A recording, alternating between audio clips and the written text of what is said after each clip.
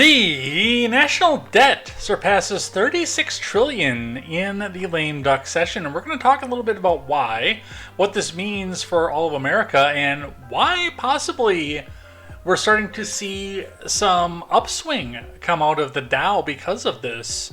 So we'll go over what's happening fiscally, financially, and where we go from there. In related news, actually, Tariff Man is starting to become the moniker of the world as Donald Trump unveils his plans for tariffs in major economies such as Mexico, Canada, and China. We'll go over what's happening with that, where I think a lot of this is going to go, what we do with this, and what is going to be exempt.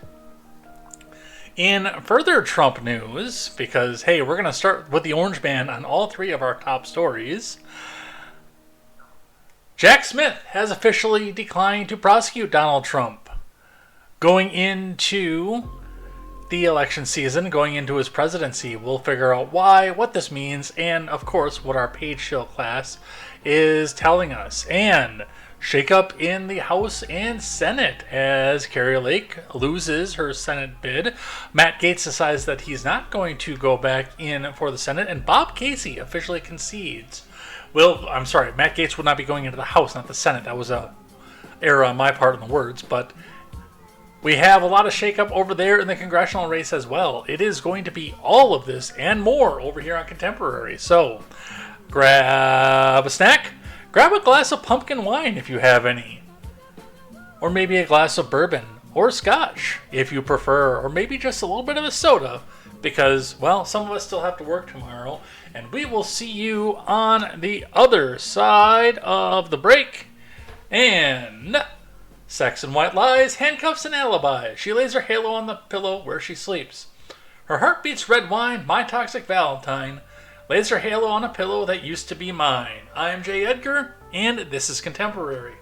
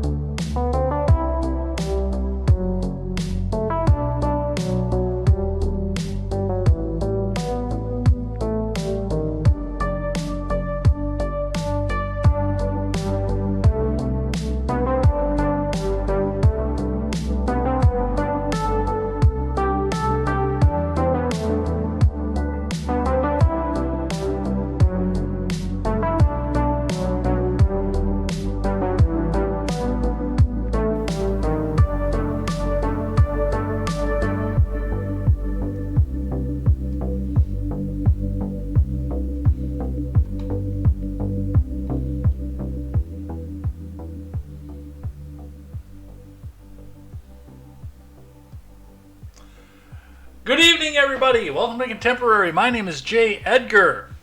We have got, honestly, a less busy show than we usually do at this time of night. It still took me a little while to get it all organized because it was a little bit of all over the place. But, I wasn't sitting here with so many tabs that my tabs were disappearing off the screen while I was searching and setting up here. So, I don't know. Hopefully this means that this is starting to slow down a little bit. I got some stuff that I was able to throw on from the Styx Hexenhammer newsfeed that I would have otherwise missed. Shout out to Styx for making sure that I do catch some of the stuff that a lot of people don't want us to cover on the news because, well, it's probably damning for the people who are in cahoots with the news media, no matter how much the Page Shield class, and I know this is the third time I mentioned them, try to tell you that the mainstream media is a propaganda arm of the Republican Party that could not be further from the truth. And I think all those propaganda people know that quite well too. So we're going to be talking a bit about some of the propaganda. We will be talking a bit about what's going on financially around the world, surprisingly enough. And the Dow, that's going to be the first slide that we look at. The Dow is up, and it ended the day up after taking a major tumble in a tank right at the beginning. Is not seemingly afraid of the tariffs that everyone wants us to be deathly afraid of. I'm not afraid of them either. I know that they are going to make things a bit more expensive, and yes, I don't think that this is going to be the presidential term where income tax goes away. Just not with the title card that we have going on here, and well, what we found out this past week as well with that. So we're going to get right into it. Thank you so much. We'll check in with a live chat and see what you guys are doing. Apologize for getting started a bit later, even or having an extended stream starting soon. I got started again and realized that, hey, I hadn't set up Rumble yet. So unfortunately, that was it. I'm on Rumble Premium for whatever reason. I don't know why, but I hope it means I'm going to get some money out of it, because Dual Helix throws money my way all the time, and I don't know how to retrieve it. So hopefully that's going to become a thing in the near future. I mean, it's not a big amount of money. I bet you it's less than $20, but I'd still like him, because he wants me to have that money to do stuff with, and I would like to do stuff with it in honor of him. I have to set up a PayPal account again, by the way. I know I got rid of mine because of the solidarity, because, you know, they came out and they outright threatened that, oh no, we're going to fine people if they say stuff online that we find objectionable. And then they come, oh no, we're not going to do that, it was a leaked memo, it was a proposal, we didn't really want to do that. Well, I nuked my Venmo and my PayPal because of that, because they're both owned by the same company. But I got a floating gift card from work, and I want to use it for an eBay gift card, and to redeem it for an eBay gift card, you do have to have an active PayPal account, which is fucking lame, because I don't want to deal with that. But I figure if I tie it to something that has nothing to do with contemporary or something, maybe they'll be too stupid to look. Here's hoping. Fingers crossed.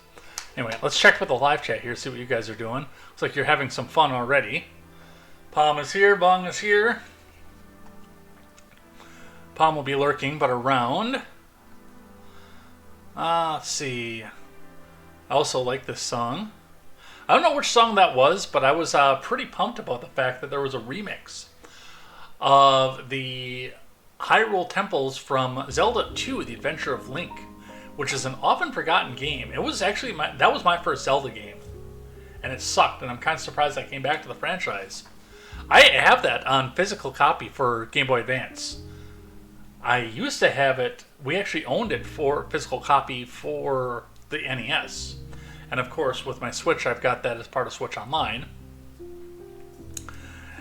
It's not as bad of a game as people make it out to be, but it does not fit in the Zelda universe either. So it's a little bit take two ways. So Vong has been checking some messages. Palm is making food for Thursday. So yes, we'll be spending that hopefully with family. Let's see. No, actually that lyric is from an all-time low song that I actually really like. I'll put it up in the music channel in the Discord if you want. I like that song. T Green says I have amazing content and I should be more popular with the content. T Green is also a streamer and would like to be friends, so maybe I should go connect with T Green over on Discord. What do you think? Should I do that? Should I do that? Did you see the news about the two groups who are developing software that will make your 3D printer call the cops if you print Pew Pew parts? No, but I will put that on things that I hate for next week if you put that in the Discord.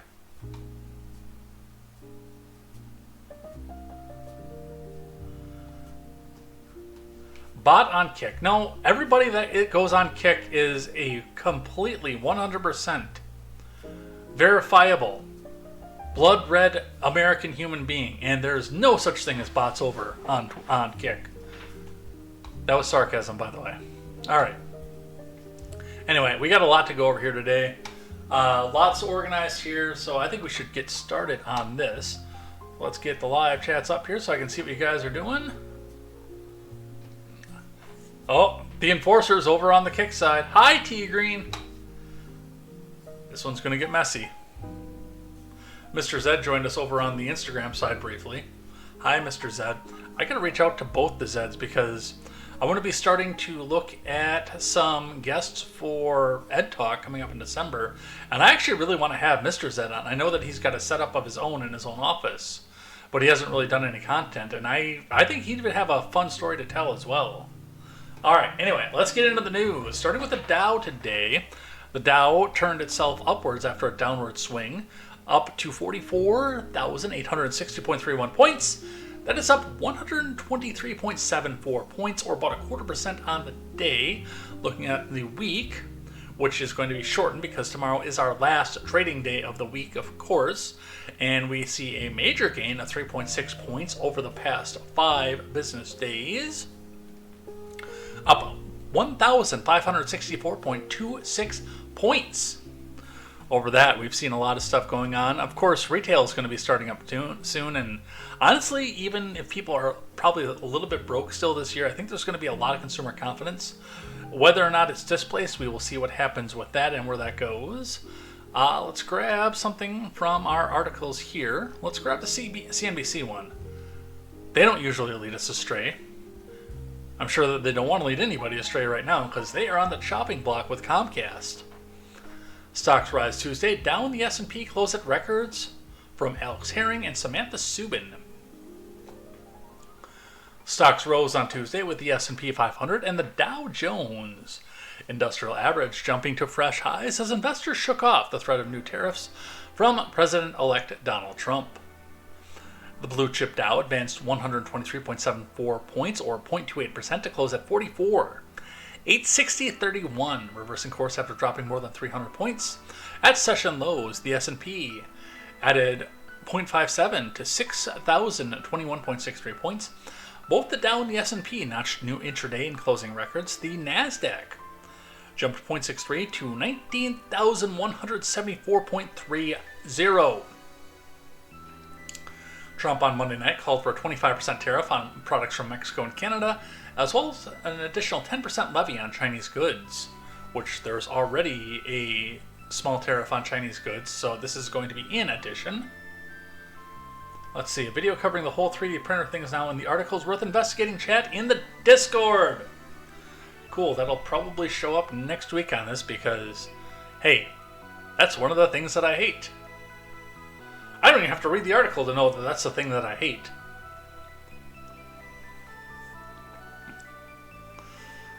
Trump, let's see. An additional duty of at least 60% on all products from China. But market participants appear to look past the announcement. They either expect the taxes to not actually come to fruition, or they've already been priced in by traders, according to Jamie Cox, managing partner at Harris Financial. Markets have become a lot more comfortable with the prospects of these tariffs being more bluster and more negotiating tactics than actual implementation, Cox said. Basically, what a lot of people think is that the rhetoric is a lot stronger than what the eventual tariffs will be. We will talk about my take on tariffs when we get to that section of the article, by the way. While the S&P 500 rose, some individual names and funds struggled as investors analyzed potential effects from the policies. Trump discussed automakers Ford and GM slid around 2.6 and 9%, respectively, because, of course, Ford is going to be beating GM still. Yeah, right there. Fuck yeah. Alcohol company Constellation Brands, known for its part for Mexican beers Corona and Modelo, fell more than 3%. Mexican President Claudia Sheinbaum Pardo indicated Tuesday that any new tariffs on her country would be met with retaliatory tariffs on exports from the U.S. to Mexico. We'll be talking about that later as well. The iShares MSCI Mexico ETF, which tracks a basket of equities tied to America's southern neighbor, shed more than 2%. These moves come after the announcement of Trump's Treasury Secretary pick, hedge fund executive Scott Bessent, helped bolster the belief that the post-election rally is back in full gear on Monday. However, while the small-cap focused Russell 2000 also notched a fresh high in Monday's session, it pulled back 0.73% on Tuesday, and that's quite a bit. So we'll be talking about what's happening with that as we go, as we talk more on the tariffs. But before we do any of that, I would like to talk about Well, first, before we do any of that, I do want to make sure if anybody is listening on the audio platform after the fact, watching the replay, or hell, if anybody who is watching currently uses or knows somebody who uses clonazepam, remind these people that this is under recall for a potentially life-threatening error in labeling. Want to make sure the information gets out there, folks. From Sarah Rump-Whitten over at Fox News. The anxiety-reducing drug clonazepam has been recalled after a potentially life-threatening label mix-up, the FDA said. According to a release from the federal agency, Endo Incorporated announced a voluntary recall of 16 lots of clonazepam orally disintegrating tablets. The pharmaceutical company said the immediate recall came after it was discovered that 16 lots of the anxiety drug were mislabeled with the incorrect strength and National Drug Code on them. The company said the labeling error was made by a third-party packager. As a result, children and adults prescribed clonazepam could face life-threatening side effects, the FDA warned. The misleading labeling of the drug could result in significant sedation, confusion, dizziness, diminished reflexes, ataxia, and hypotonia, the FDA said. That is a $5 word that I don't know the meaning of. Actually, I don't know what ataxia is either. Let's check this out. A neurological condition that causes lack of muscle coordination, which can lead to clumsy movements and difficulty with balance and walking. Oh, that's just fucking me every day. That's ataxia. What's hypotonia?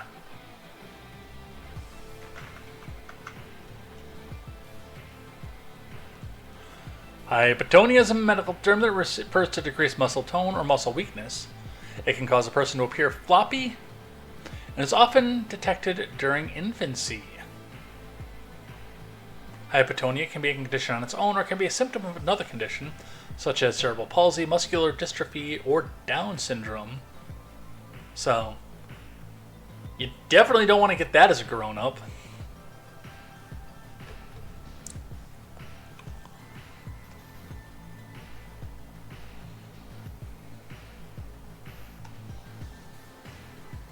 There's a reasonable probability for significant, possibly life-threatening respiratory depression, especially for patients with concomitant pulmonary disease.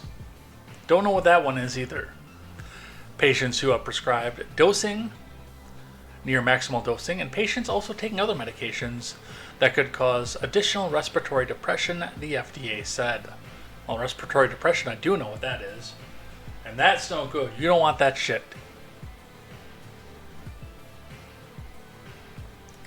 Endo Incorporated noted that as of November 21st, there have not been any reports of adverse effects from the product recall. And that is the final statement on that. Again, reminder, if you know somebody or love somebody who is using this drug, make sure that they know about this. I don't know that anybody in the chat that I am aware of uses this drug. And most of you know my position on antidepressants. I know that there are people that need them, and I respect the fact that people need them to function through everyday life, but for reasons that have to do with my history in life, I cannot, in good conscience, use them myself.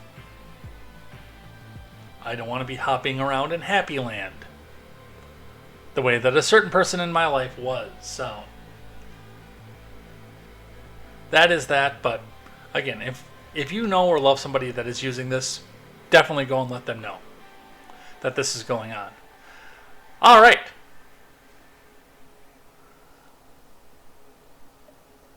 Now that we've got this done, let's go have some fun otherwise. The Dissociated Press, automatically trying to make this into a "We Hate Trump" piece. Let's see. Vong says, talk to me before you put the 3D printer thing in any future show. There's some super important context that don't recall being covered in the video. Noted.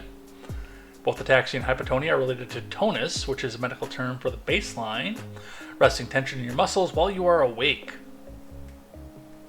I should have gone to medical school. I actually, like every 2 years, I throw around the idea of going to law school, which is something that was highly recommended for me when I was in high school. After we did a mock trial of Herbert Hoover and I got him off. We did a mock trial of Herbert Hoover for launching the bombs, and I got him off. I argued that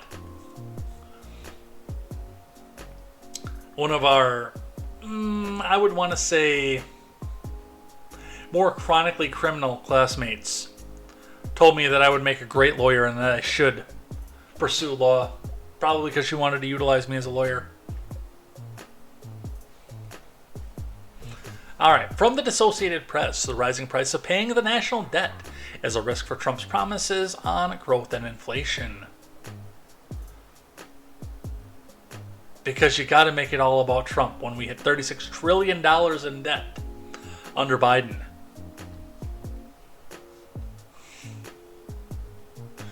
From Josh Boeck and Fatima Hussein. Donald Trump has big plans for the economy and a big debt problem that will be a hurdle to delivering on them.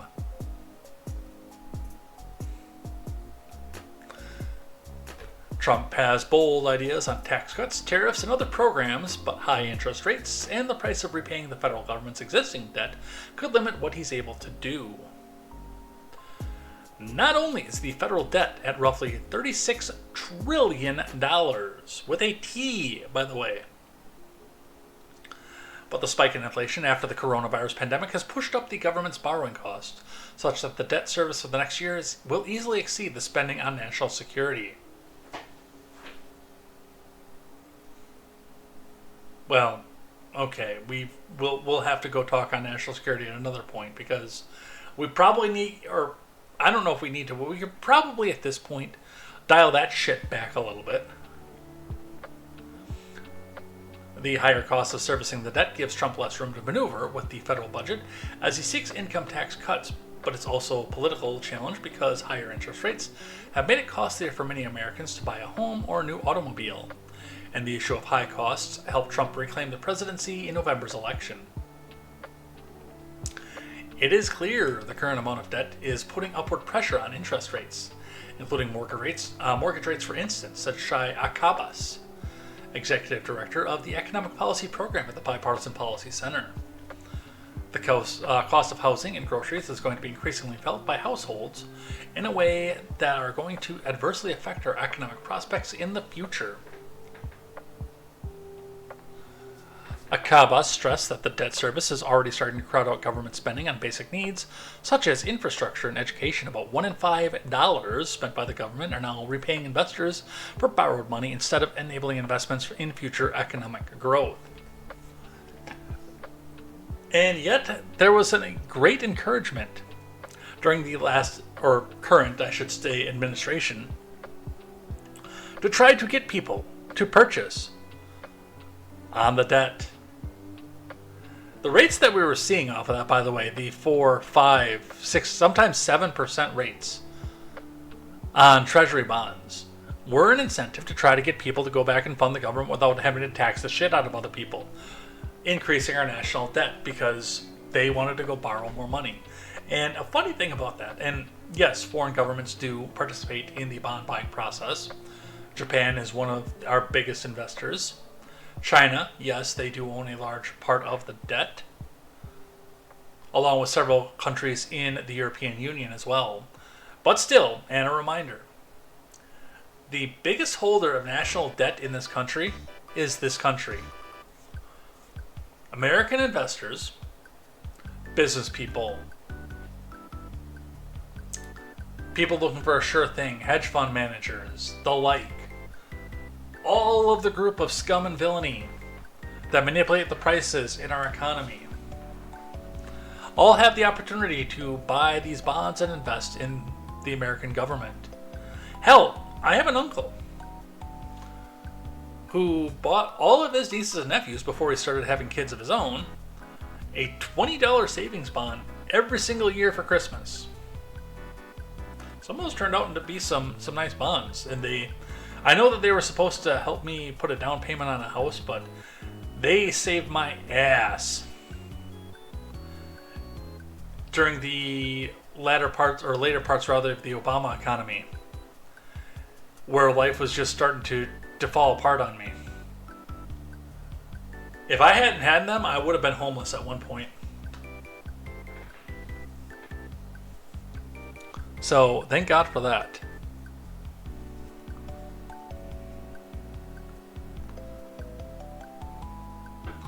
It's an issue on Trump's radar, but in a statement on choosing billionaire investor Scott Bessent to be his Treasury Secretary, the Republican president-elect said Bessent would help curb the unstable path of the federal debt.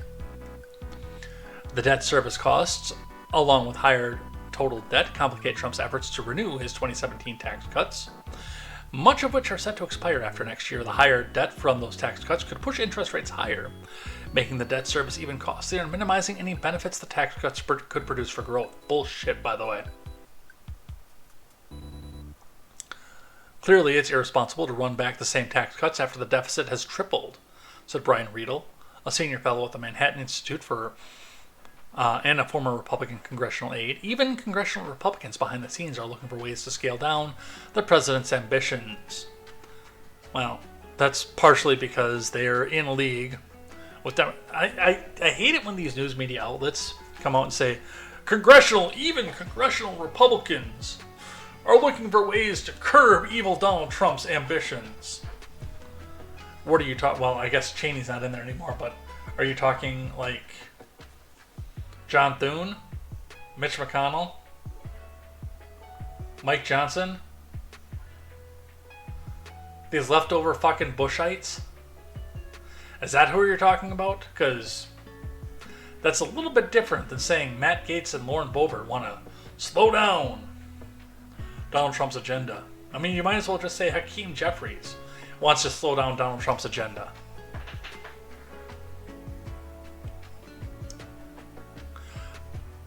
Go away. I'm not going to support the Associated Press. You're lucky this article isn't archived. Even though Brave has an internal ad blocker, so you notice what's not over on the side of this.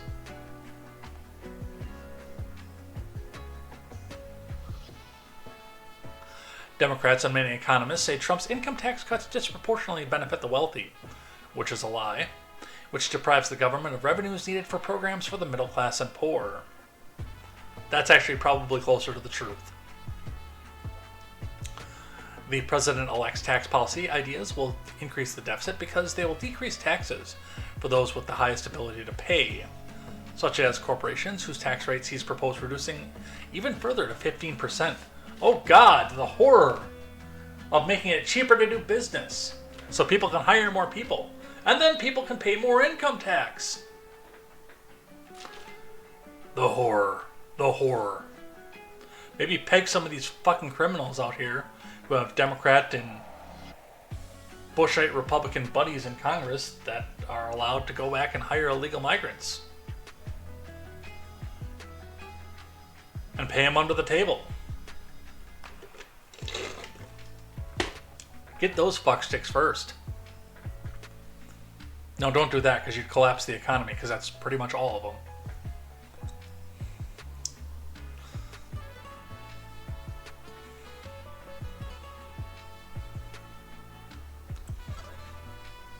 Trump's team insists that they can make the math work. Well, I want to see it. We got to do something about the debt this term. We have to. Yes, there are going to be roadblocks all along the way to do so. Have to do something about the debt. Will it happen? Probably not. All right, what else do we have? Elon Musk is terrified by $36 trillion U.S. national debt. Meanwhile, Marjorie Taylor Greene is going to go back and pretend to be a Republican again. This is going to be guilty pleasure. This is going to be pure guilty pleasure. Let's watch the stupidity and see if she's actually being serious or if she's just playing the caricature of a Republican again.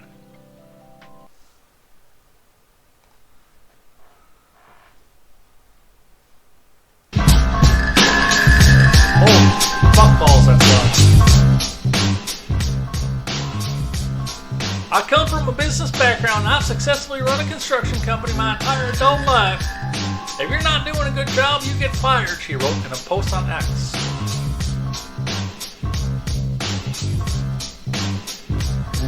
Green, a vocal mega advocate, no caricature, was selected to lead the Doge Committee after an announcement by Oversight Committee James Comer. The subcommittee, which is yet to be created, will be dubbed the Delivering on Government Efficiency Subcommittee, and it will see Green work closely with billionaires Elon Musk and Vivek Ramaswamy, who were selected by Donald Trump to lead.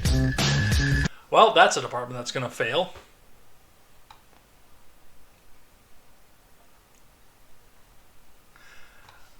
I don't think that Marjorie Taylor Greene is who she says she is. I've never thought that. It's a big point of contention between me and my friend Stephen Ignoramus, who bows down and worships to every word that she says.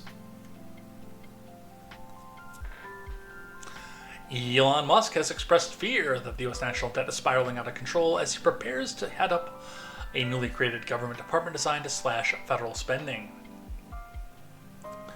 The SpaceX founder and Tesla CEO posted his concerns to X on Monday in response to a graphic from Substack newsletter The Rabbit Hole. The national debt's over $36 trillion, the Rabbit Hole's post read. The amount to over $106,000 per person in America. Terrifying, to be honest, Musk responded. Musk, alongside fellow billionaire Vivek Ramaswamy, has been tasked by the president-elect with addressing the country's surging debt. On November the 12th, Donald Trump announced that the two would serve as co-heads of the Department of Government Efficiency, a newly created entity focused on reducing government expenditures, slashing regulations, and enacting cost-cutting initiatives throughout the federal government. We are assisting the Trump transition team to identify and hire a lean team of small government crusaders, including some of the sharpest technical and legal minds in America, Musk and Ramaswamy wrote in the Wall Street Journal last week.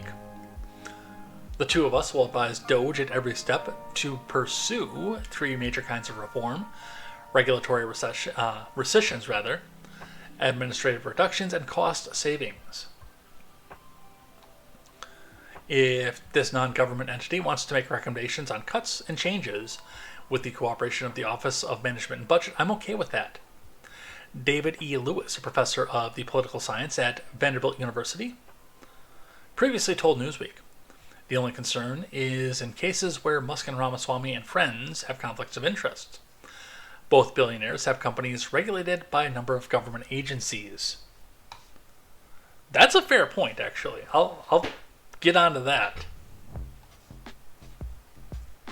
The Trump Vance transition team has previously said it would ensure that Doge and those involved are compliant with all legal guidelines related to conflicts of interest. I would like to see some documentation of that one, myself.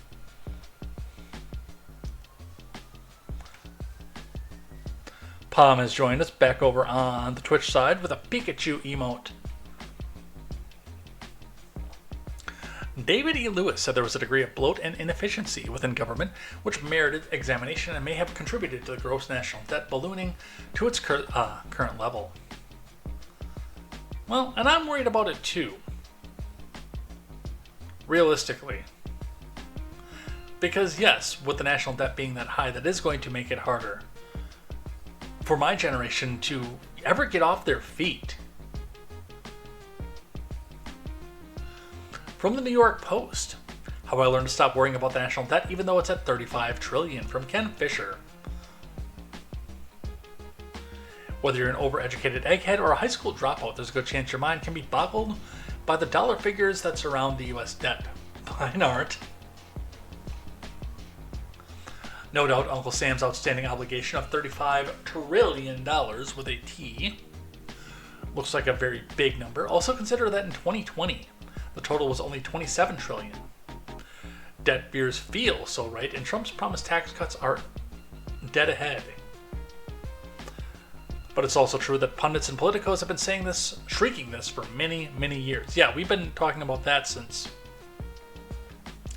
I was in high school. And I'm 40.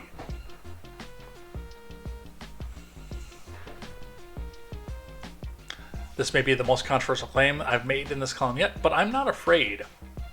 And more importantly, you shouldn't be either. Yeah.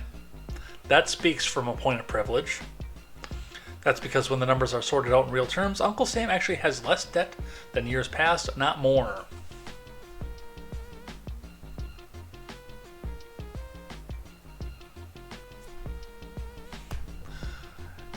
If that sounds like malarkey, and with all the noise, one certainly can be blamed for being skeptical, please allow me to explain. The key point to understand is that the US debt is issued in US dollars. The other key thing to understand is that the value of those dollars have been shrinking drastically, courtesy of a multi-layer pandemic-induced tidal wave of inflation. Dude, that doesn't make it right.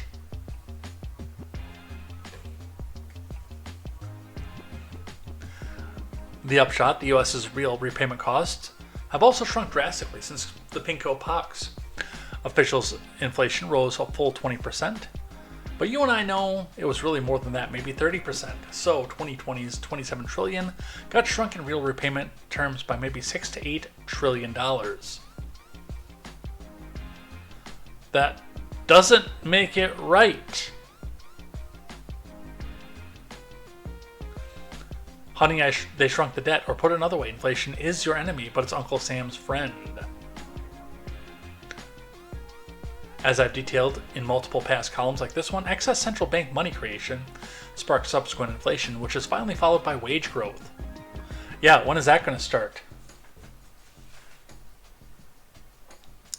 Excess money creation, then inflation, then wage growth, always, always, always. Later still, Uncle Sam's nominal income rises from more but devalued tax dollars. Ever wonder why the Federal Reserve wants 2% inflation? Why not 0? Well, 2% seems small, but it really helps manage Uncle Sam's debt. Simple arithmetic. In 24, the debt grows about $1.5 trillion. Maybe $1.7 trillion maximum, but 2% inflation decreases. 24 is $35 trillion of debt in real after inflation value by $700 billion. Offsetting almost half the $1.5 trillion functionally vaporized. Holy shit, this is propaganda. Holy fuck. I'm glad I put shorts on before contemporary because it's fucking getting deep in here, guys. Jesus. Don't worry, it's still getting higher, but it's getting higher slower than what you think. Holy crap. Alright, we're done with that one.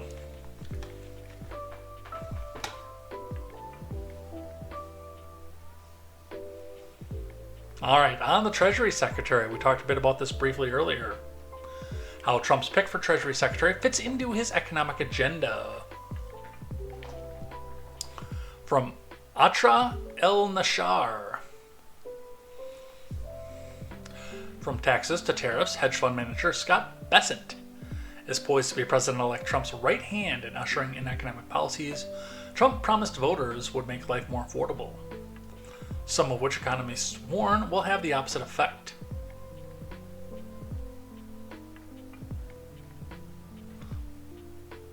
Last week, Trump announced he nominated Bessent for Treasury Secretary in his incoming admin, saying Bessent has long been a strong advocate for the American First agenda. Though Bessent is a vocal Trump ally now, from 2011 to 2015, he was the chief investment manager for Soros, a billionaire philanthropist. Okay. Famous for championing liberal causes. Bessent supports Trump's plans to embrace the crypto industry and eliminate taxes on tips when it comes to his promise to implement across-the-board tariffs of at least 20%, which economists warn will raise the prices on American consumers. Bessent has shown more measured philosophy that became more aligned with Trump's as the election neared. In February, when asked by Bloomberg TV if tariffs on Europe would hurt the U.S. economy, Bessent said, "We don't know, so what would tariffs be? Tariffs are inflationary. They tend to strengthen the dollar, but, is that it's good for domestic industry."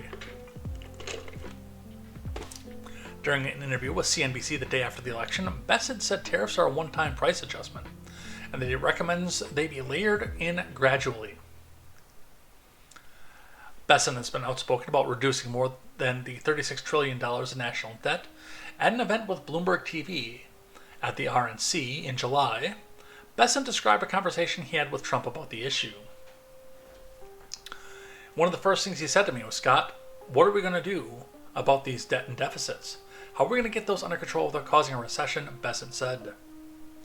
When Besson was asked if he believes Trump, who added trillions to the national debt during his first term, was serious about the issue, Besson said, I take him at his word.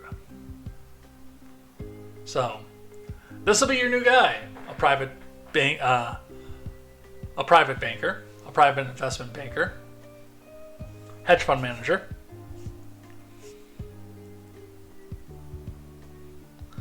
Will he do it? We'll see in the next 4 years, won't we? Long says that article was written by a guy with a brain made of antimatter. Okay. Alright, let's talk tariffs, which I will probably go on an extensive rant on. From the Daily Wire, Trump unveils tariff ultimatums against Canada, Mexico, and China. From Daniel Chayton, President-elect Donald Trump threatened on Monday to impose tariffs on goods from Canada and Mexico. Avocados from Mexico. That's one of the biggest complaints that the paid shield class has, is the avocados.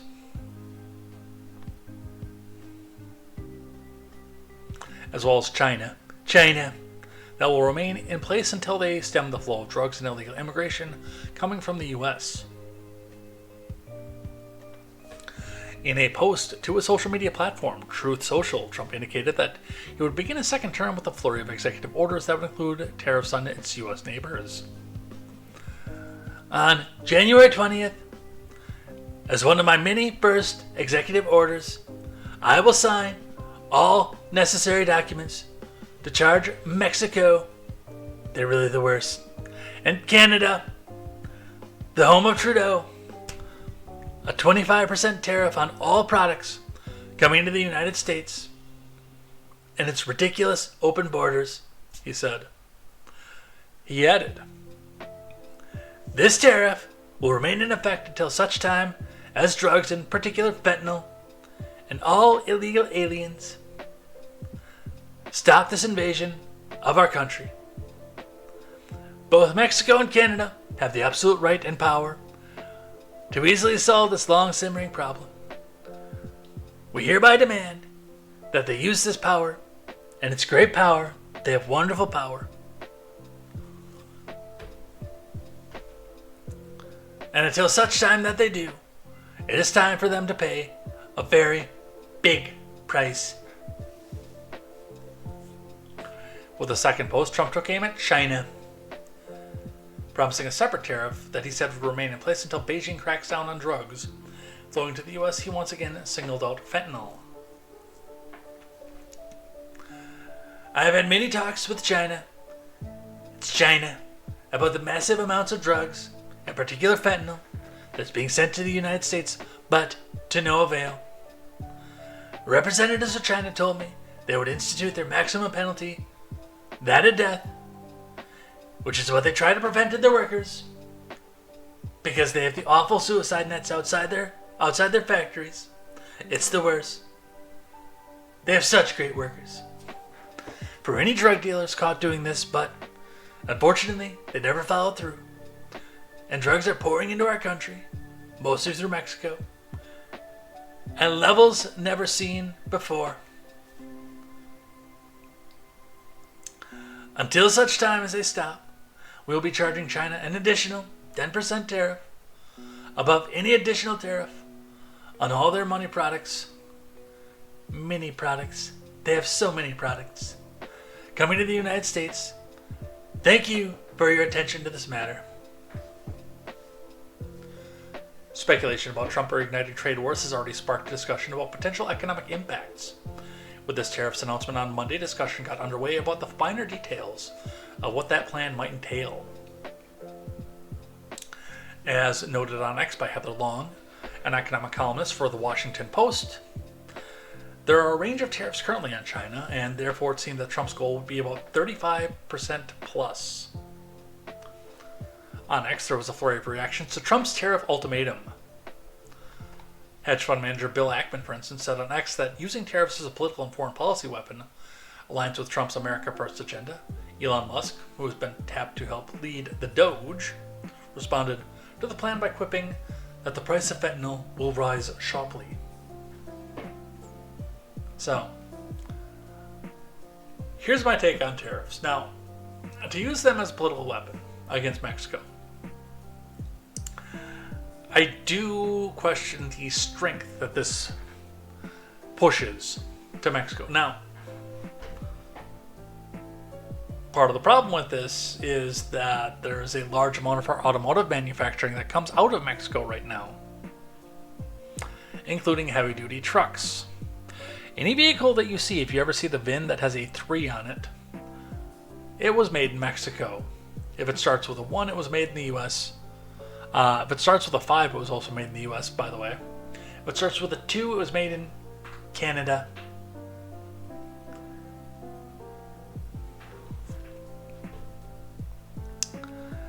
So to put the tariff on this would automatically increase the cost. Now, with certain manufacturers, they already have factories tooled to make some of these vehicles, but it's easier and cheaper to get them pulled out of the Mexican factory.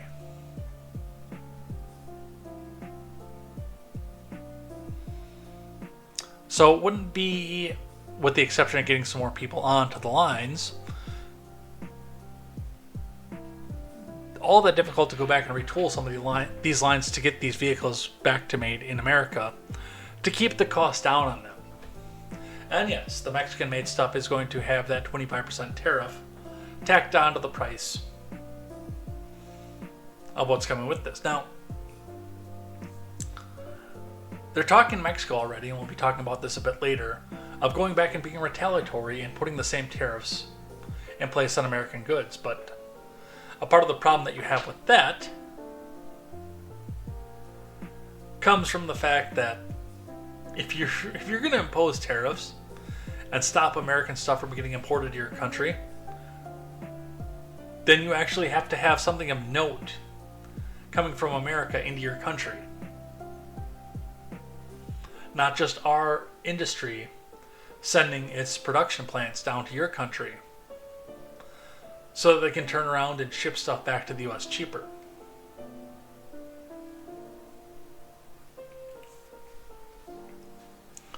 Now with China, we did see this coming. And with China, they're already tariffed into the fucking ground. And it's retaliatory the way they do it. And that's, I mean, I've always been the advocate of using tariffs as a negotiating tool for foreign policy, especially when it comes to trade. I talked about this a bit last episode. But like with the EU, there are a lot of countries where you just simply cannot buy US-made products in the EU. And that's because of the fact that they are tariffed to the point that it's not feasible to buy them there. Japan has massive tariffs on US-made vehicles and several other US-made products. The Middle East, not so much. Africa, not so much. But they're also getting a lot of their stuff out of Europe and China. In fact, China is looking to make inroads and build factories in Africa to get even cheaper labor, to make more cheap Chinese crap, and possibly get around some of the major tariffs that are coming onto Beijing at this point. If I were to become president and the world didn't end immediately, one of the first things that I would do is get a list of every single tariff that is levied against every product that our country exports to every country. And in doing so, I would go back and find where we are sending the same product over to them or a similar product, because obviously not the same product, and put the identical tariff onto that product going into their country. Yes, that includes a vehicle made in Japan, would get 100% markup on it, because that's what Japan is doing with our cars. If we try to sell them in their market. Yes, you can buy them in their market, but it costs you fucking double.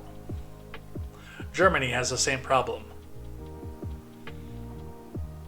Although realistically, the only people who are buying a brand new BMW from Germany are already fucking loaded to begin with.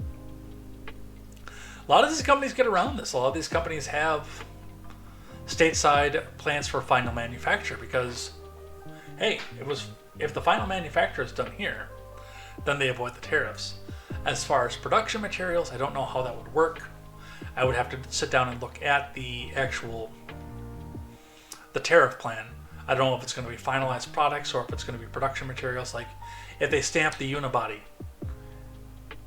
for a BMW in Bavaria and then put it on a ship and send it over here and then stick the engine and the drive axle and the emission system into it.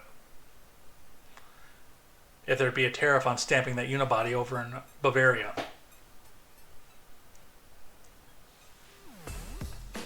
If they start stamping Corolla, or if they continue stamping Corollas in Mount Fuji, and then putting them on a ship and sending them through California to get sent down to Tennessee to go have the rest of the body put into it.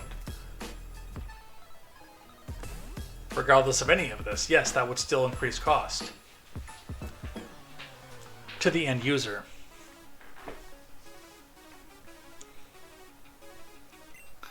What's going to happen with this? I honestly don't know. I'd like to see it create more manufacturing and more jobs in this country. Not because the government forces and creates these jobs, but because it incentivizes people to come up and say, 70% markup on a car? That's ridiculous. Let's just make it over here and then the workers can buy it again.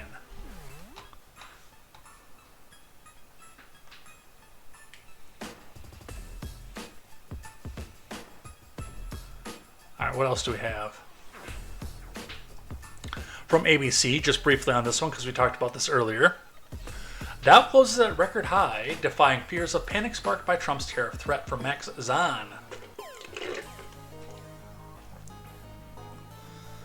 The Dow closed at a record high on Tuesday, achieving the milestone less than 24 hours after a tariff pledge from President-elect Donald Trump sparked fears of panic in the stock market.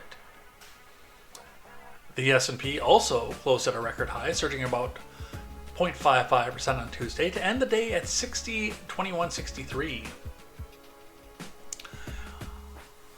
Trading began on Tuesday, hours after Trump announced the plans to slap tariffs on Canada, China, and Mexico by executive order on his first day of his admin. Economists widely forecast that tariffs of this magnitude would increase prices paid by U.S. shoppers, since importers typically pass along the share of cost of those higher taxes to consumers. Trump's tariffs would cost the average U.S. household about $2,600 per year, according to an estimate from Peterson Institute for International Economics. The major indices were bolstered by steady performance among some major firms.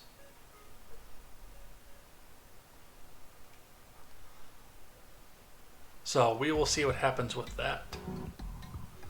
From Politico, world braces for tariff man as Trump tries to bend countries to his will. From Adam Cancrin, Sam Sutton, Doug Palmer, and Ari Hawkins. Trump's fresh tariff threats against Mexico, Canada, and China signal a return to his favorite first-term negotiating tactic, hobbling other countries' access to U.S. economy. And it sends a clear message to foreign leaders, businesses, and policymakers that despite naming tariff skeptics like hedge fund manager Scott Bessent and financier Howard Lutnick to his cabinet, Trump still plans to leverage American markets and foreign trade to try to force countries to give in to his demands on everything from immigration to economic policy. In a series of social media posts Monday night, Trump declared that he will hit America's top 3 trading partners with tariffs unless they stem the flow of illegal drugs and migrants. A page torn from his first-term playbook. Despite roiling retaliations and causing turmoil in financial markets, Trump was able, with varying success, to address unfair trade, renegotiate existing trade deals, and reach agreements on unrelated issues, like migration during his first term. As he prepares to enter the White House for a second time, he's already trying to lay the groundwork before declaring early victories on some of his top priorities.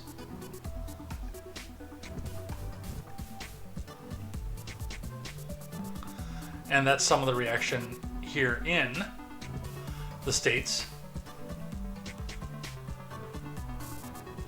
Trump's threat of a 25% tariff drew a quick reaction from Mexican President Claudia Sheinbaum, who signaled Mexico would retaliate with its own tariffs until we put at risk our shared enterprises, a nod to massive investments the U.S. auto companies have made in manufacturing facilities south of the border. Which I think is one of the things that the Trump admin is trying to stem with this. Sheinbaum noted interdictions of illegal immigrants were down, citing data from the U.S. Customs and Border Protection. She also took the U.S. to task in a letter to Trump over its supposed trafficking of illegal firearms to Mexico. Yeah, but that happened under the Obama administration. It was called Fast and Furious. But the Mexican president, who was just inaugurated in October, also recognized the need to create a new labor mobility model to address the root causes of migration and the need for collaborations to stop the flow of precursor chemicals to make drugs like fentanyl coming into North America from Asian countries. Hear, hear. Mexico has had practice responding to Trump's threats. Andres Manuel Lopez Obrador at times had to warn relationship with Trump during his first terms, a dynamic that eased certain deal-making between the countries. But despite Trump's repeated insults towards Mexicans and promise to build a border wall to keep out migrants, criminals, and drugs. In his first year in office, he threatened to withdraw from the North American Free Trade Agreement unless Mexico and Canada agreed to renegotiate with a nearly 25-year-old pact. The three countries struck a deal a year later, which Trump and his Mexican and Canadian counterparts signed in November of 2018.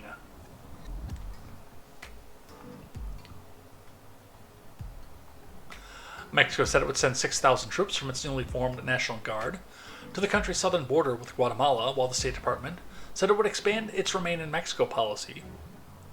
Across the entire southwest border, that program, which the Biden admin ended in 2022, required migrants seeking asylum to wait in Mexico until their U.S. immigration court dates. Canada also honed its approach to Trump's threats since its first term, launching the Team Canada Charm offensive to neutralize bad blood after Trump's surprise win destabilized Ottawa in 2016. In recent talks with Republicans in Washington, the Canadians have focused on a message that upending relationships would spell disaster for the U.S. economy. So, they're sitting here, they're trying to threaten their way out of this. And I don't know where that's going to go.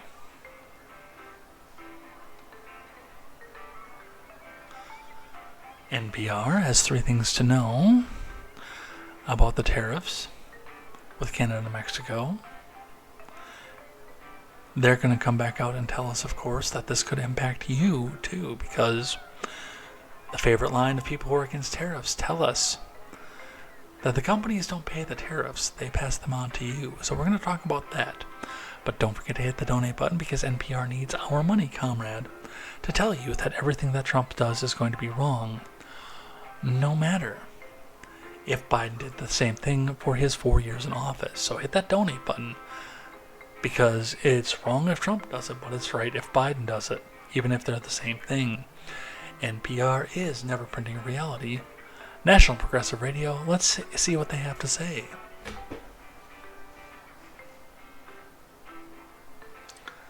Donald Trump is threatening to impose steep tariffs on America's biggest trading partners. We have that, we have that, we have that. Americans would also feel the impact. But critics say if the threatened tariffs take effect, U.S. customers and businesses that would end up footing the bill. In just one high-profile example, the tariffs would raise the price of avocados. Less than 3 weeks before the Super Bowl, one of the biggest guacamole eating days of the year. Well, yeah, it would raise the price of foreign avocados, but hey, California avocado growers would love it. Lunacy says Trump only sends 15 texts per day. Nice. Shoppers would see higher prices throughout the produce department since Mexico and Canada supply 32% of fresh fruits and 34% of fresh vegetables sold in the U.S. One of Trump's signature pledges during the campaign was to tamp down inflation and reduce the prices at the grocery store, said Lance Jungmeyer, president of the Fresh Produce Association of the Americas, an importer trade group. You would see an immediate spike in prices at the grocery store. You would see restaurants changing their menus so they could reduce the amount of produce that goes into their plates or raising prices.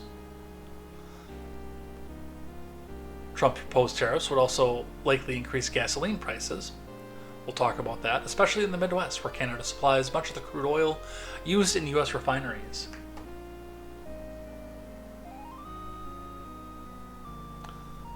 Businesses that operate across borders would suffer as well. Again, I believe that's the point. I don't think people quite grasp just how integrated the North American supply chain is, said Scott Lincecum, a trade expert in the Libertarian Cato Institute. A key example is the U.S. auto industry, which has grown under the North American Free Trade Agreement and its successor, the treaty that Trump signed in 2020. These days, certain automotive parts, like a car seat, can travel across international borders 5 or 6 times before finally ending up in a made-in-American automobile. That type of seamless trade would be utterly jeopardized by a 25% tariff, thus harming a lot of American manufacturers and manufacturing workers. And again, I think that this is what they're trying to do, is to stop that particular practice, so that we can have more of the stuff made here by our union people.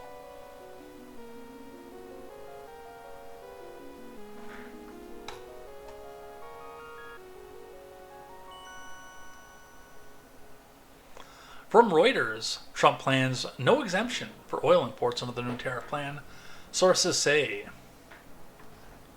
From Jarrett Renshaw.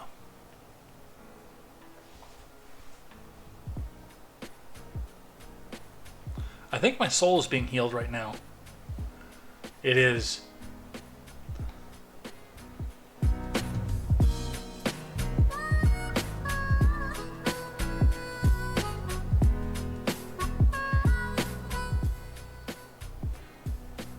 My soul is healed, you guys. Soul Healing by DJ Cutman. Alright, let's keep going. Donald Trump does not intend to spare crude oil from his planned 25% import tariffs on Canada and Mexico, sources told Reuters on Tuesday, as the oil industry warned the policy could hurt consumers, industry, and national security. Canada and Mexico are the top sources of U.S. crude oil imports, together accounting for around a quarter of the U.S. oil refiners' process into fuels like gasoline and heating oil, according to the Department of Energy. The U.S. and Canadian oil industries have been optimistic that Trump's broad plans for protectionist trade measures would spare oil imports because many U.S. refineries rely on the two countries and have equipment designed to process their oil types. Two sources familiar with Trump's plan say that the oil will not be exempted from the plan. They asked not to be named due to the sensitivity of the issue. Unnamed sources, of course. Where's the Mogwai's cat? Mog? Mog, where's the cat? America's top oil trade groups, meanwhile, said imposing the tariffs would be a mistake, exposing a rare moment of discord between the industry and Trump.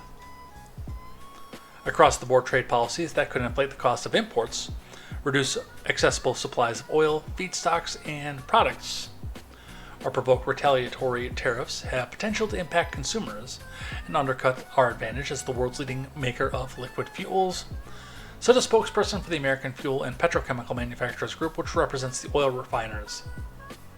Also unnamed, of course. The AFPM said industries would continue urging officials to veer clear of any policies that could disrupt America's energy advantage. And that does make sense, by the way. I don't know what the Canadian situation is, but Mexico is sitting on one of the largest oil fields in the world. I'm a little bit surprised we haven't annexed that country yet, if you want complete honesty from me.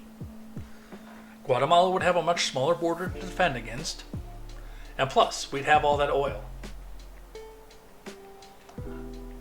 You know, we haven't even tried to occupy it at this point. I mean, hell, the National Guard occupied D.C. for so long, we were starting to question whether or not there was oil under there. So, we'll see what happens with that as well. I feel like he's got a plan. On that one, I don't know what it is.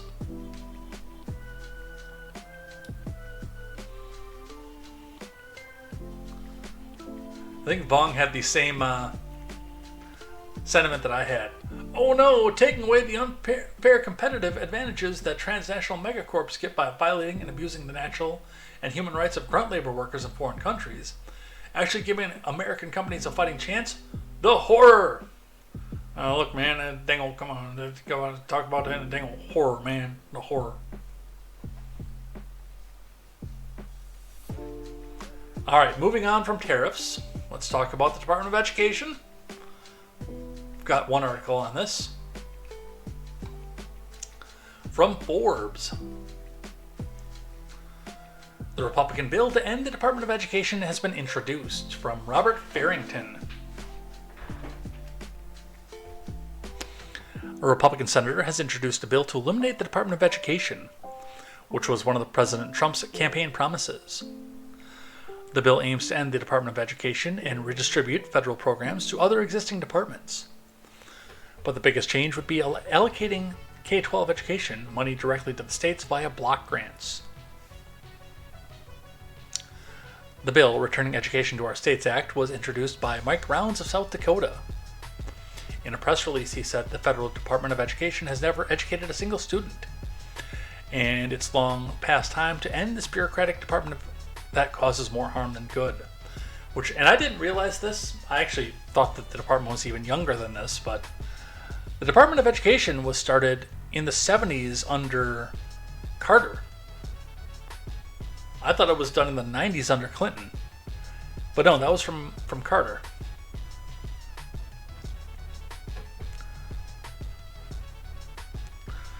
However, it's also noted that there are several important programs housed within the Department of Education, and the goal is to move them to other areas of the government.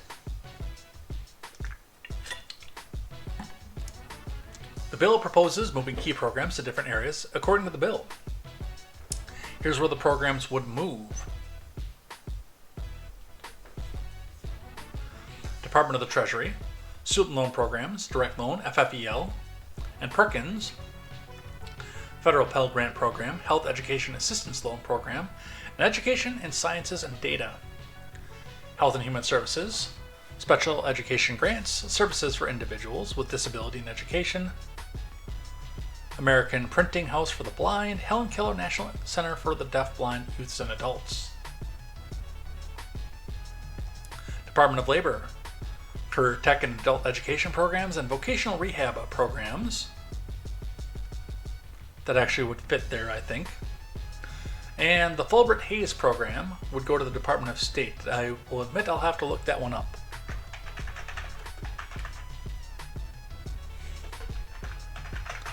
Because I don't know what that is.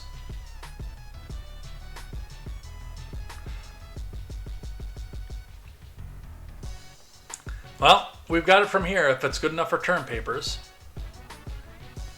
The Fulbright program, which includes the Fulbright Hayes program, is one of several U.S. cultural exchange programs with the goal of improving intercultural relations, cultural diplomacy, and intercultural competence between the people of the U.S. and other countries through the exchange of persons, knowledge, and skills via the program.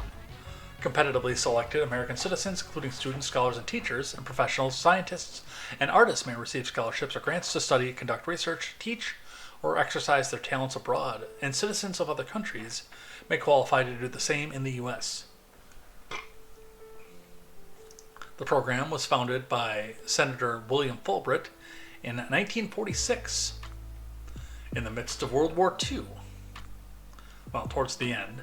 It has been considered one of the most prestigious scholarships in the U.S.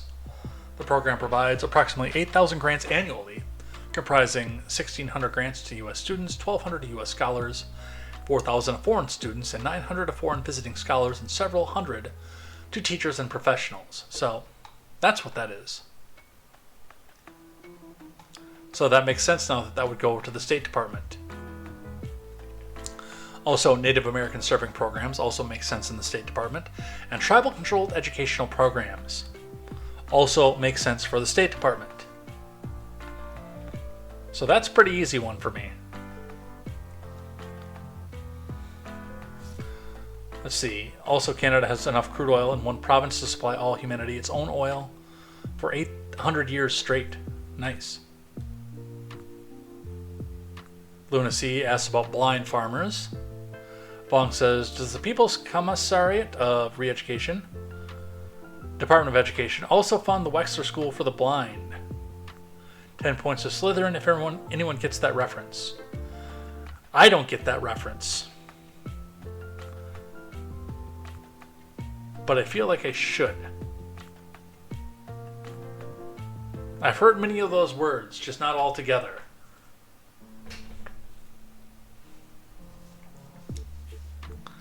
The impact of student loan borrowers. It's important to note that these changes do not directly have an impact on borrowers in any way. By simply moving the existing programs to another department, in this case Treasury, none of the rules governing student loans change.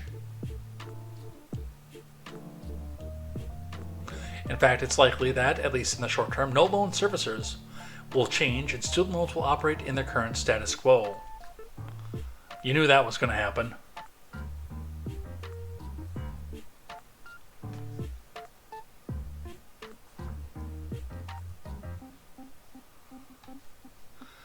So there is our Department of Education. We will see what happens with that. Let's talk about Jack Smith. That weird looking motherfucker.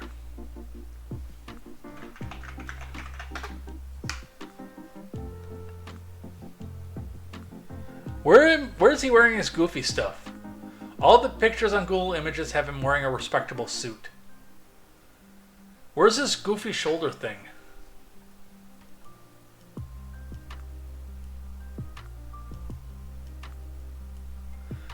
Even without that, he is a goofy looking motherfucker.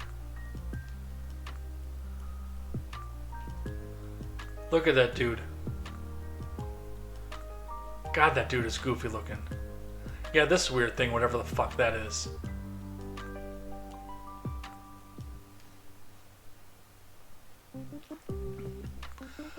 Adam Classfield reporting, it's official. Judge Chutkan grants the prosecution's motion to dismiss Trump's federal election subversion case in Washington, D.C. It's weird. It's almost as if that had nothing to do with putting him in jail and everything to do with preventing him from running for office. I would love to see an opposite timeline where Biden went back and won somehow or other, and to see if some of these prosecutions continued. Because I've got this feeling a lot of them would just disappear.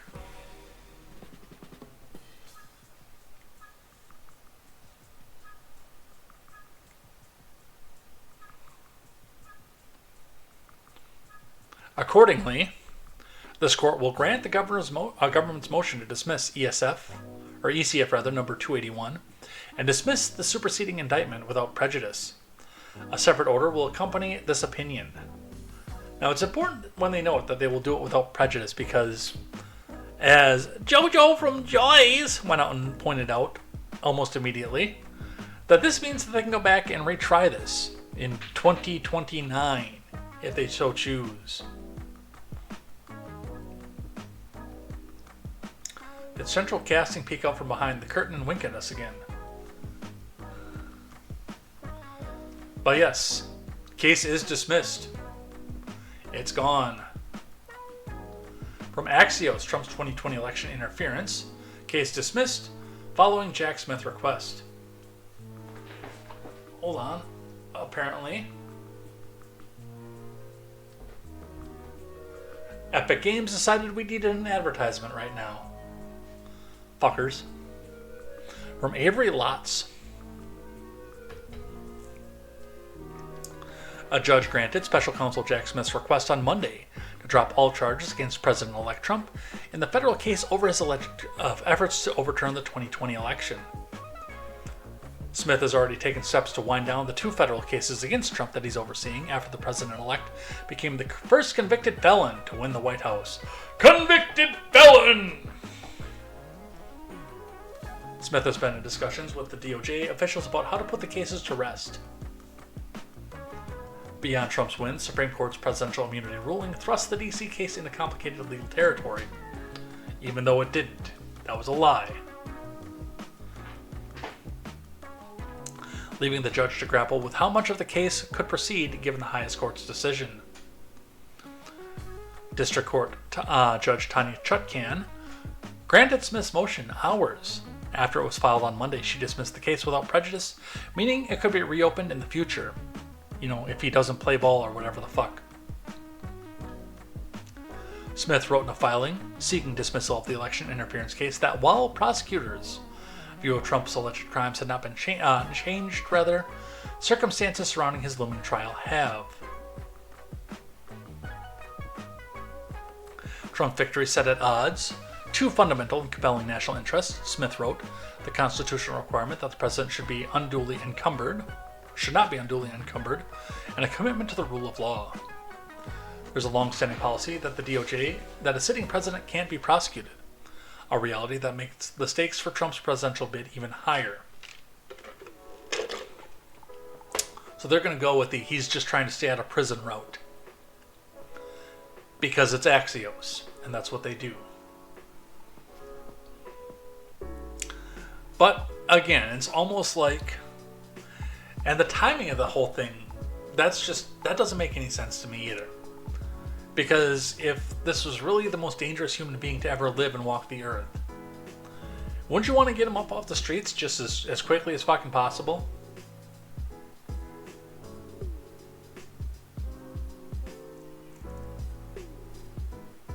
Wouldn't you? And not get him to the point where he can run for re-election? I mean, I look at this whole thing, and it seems all completely staged to me to begin with.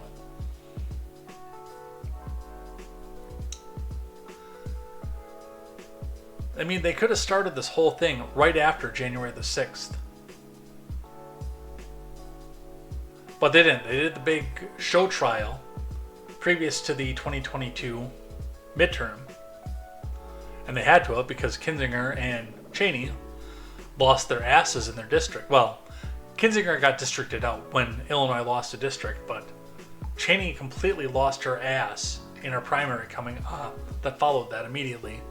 So they did the big show trial, and we hate everything about this person for the first 2 years, and then lo and behold, towards the end of 2023, when it would become almost certain that a trial would go out past the election, did we start filing for these charges of election subversion, documents, things like that.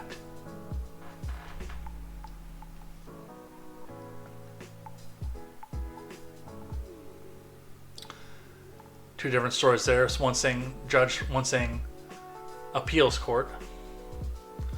Where was that case being tried? That particular case was being tried in D.C., specifically in the District of Columbia, because supposedly that's where the insurrection happened.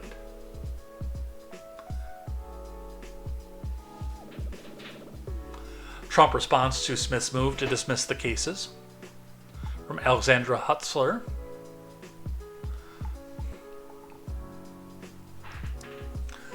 Trump responded Monday to Smith's move to dismiss the 2 felony cases against him. These cases, like all the other cases I have been forced to go through, are empty and lawless and should have never been brought, Trump wrote on his social media platform. It was a political hijacking, a low point, the lowest point in the history of our country. That such a thing could have happened, and yet I persevered against all odds and won. And then he found the caps lock key. Make America great again, Trump added. We're going to make America great again.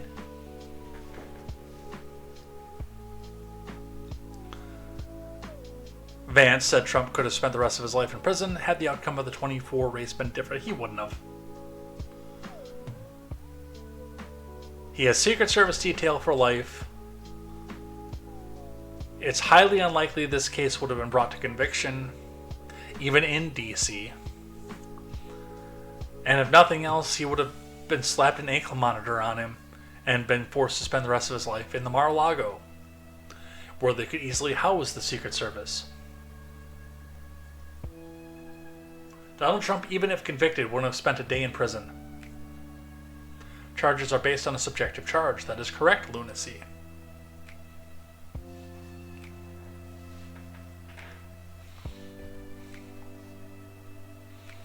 What else do we have? Oh, we have takeaways. CNN telling you how you're supposed to feel about this from Tierney Sneed and Devon Cole and John Fritzie.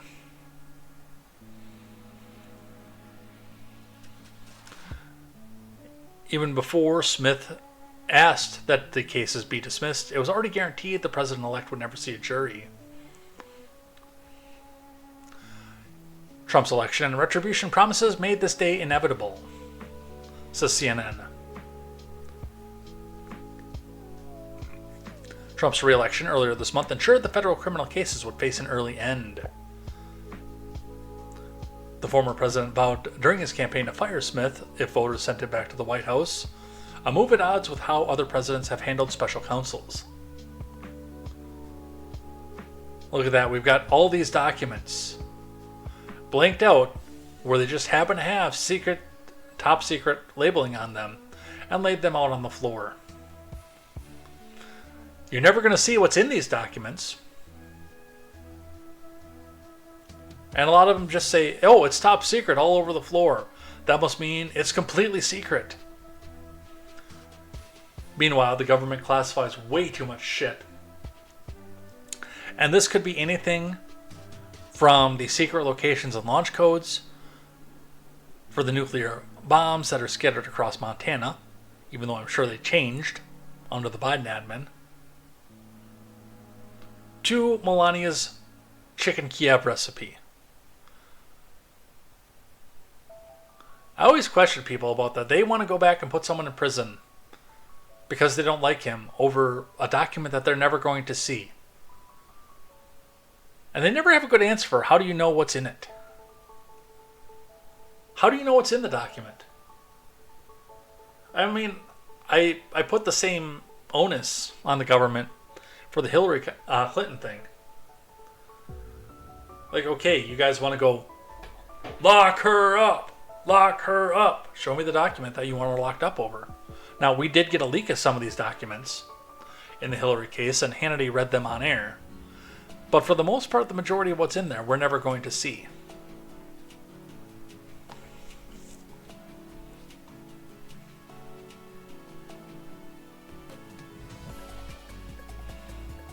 What will we learn next? Before Trump takes the oath of office next year, Smith plans to release a final report as required by law on his investigation into Trump, a source familiar with the matter said on CNN. Well, yeah, I want to see that too, actually. The Supreme Court played a major role. No, it did not. The High Court granted Trump sweeping immunity from criminal prosecution for official actions in a highly anticipated 6-3 decision that was handed down in July, limiting the special counsel's ability to move forward.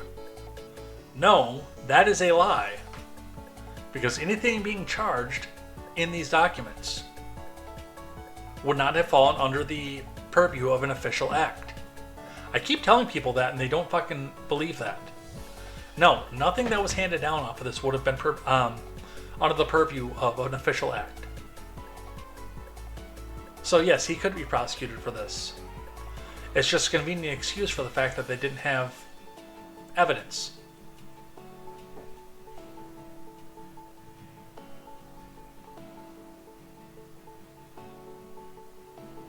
It was clear that several conservative justices saw the ruling not as a gift to Trump, but as a way to head off spiraling and potentially politically motivated prosecutions. While the court's decision may ultimately meet the goal, the ruling also widely viewed as removing a check on presidents. No, that's also a lie.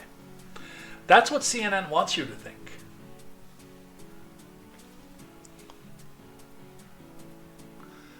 Cannon killed the Mar-a-Lago case, we know about that. Smith keeps the door open to be brought again. No, Chutkan did that.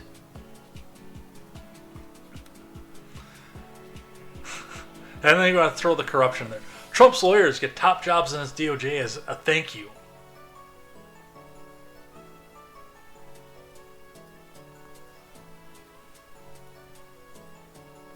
You don't hate the media enough, I'm telling you that. Alright, let's talk Gates. Breaking, Gates is withdrawing his name from AG consideration. Can someone please explain why? Was he threatened? Let's listen.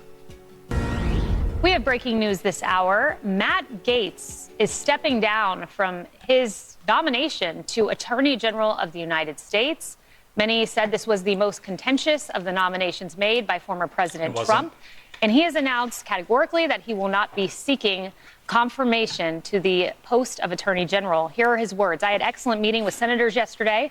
I appreciate their thoughtful feedback and the incredible support of so many. While the momentum was strong, it is clear that my confirmation was unfairly becoming a distraction to the critical work of the Trump-Vance transition. There's no time to waste on a needlessly protracted Washington scuffle. Thus, I'll be withdrawing my name from consideration to serve as Attorney General. Trump's DOJ must be in place and ready on day one. I remain fully committed to seeing that Donald J. Trump is the most successful president in history. Look, Griff, this was quick. I mean, the appointment came. We have breaking news this hour. So, I have a couple thoughts on this. Now, he came out and said that he's withdrawing this because he wants to make sure that the DOJ is up and running. And I can see where he's coming from off this because, I mean, realistically, with what McConnell's already threatened, with what Thune has already threatened, with what Murkowski's already threatened, it would take a round of 5 or 6 votes and hearings and everything else to go back and get him confirmed through the Senate. Whereas he wants there to be a DOJ in place, ready to go, ready to start going after criminals in this country almost immediately as soon as Trump's hand is off the Bible, the gigantic golden Bible, on January the 20th.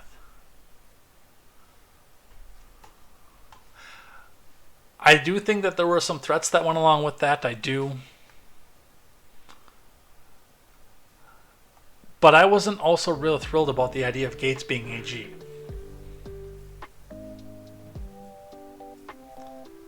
This person is, I mean, for the beginning, mired in problems to start with. He already had a pre-planned attack line brought up against him. I mean, as long as he kept getting reelected in Florida, they couldn't go back and use that against him. But as soon as he stepped up for confirmation, they can come back and start using that stuff against him. I mean, that's part of the reason I opposed Rick Scott as Senate Majority Leader as well. And, well, I also didn't care for Rick Scott to begin with either, and I don't really care for Matt Gaetz. I don't think he is what he's being sold to us as. I think that they're making up a story about him and the child trafficking and everything else they're trying to throw at him, but I don't think he's a good representative either.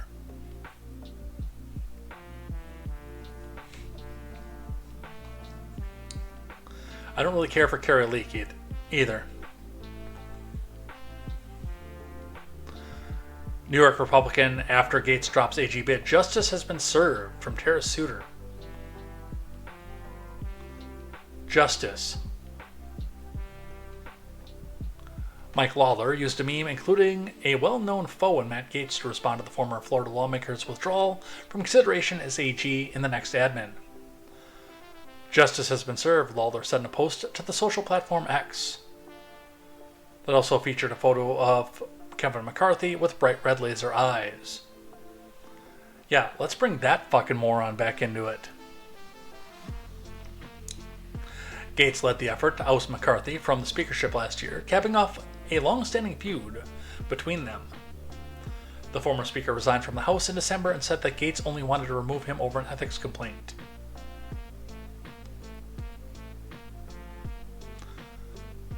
Lawler has criticized Gaetz over McCarthy's ouster before.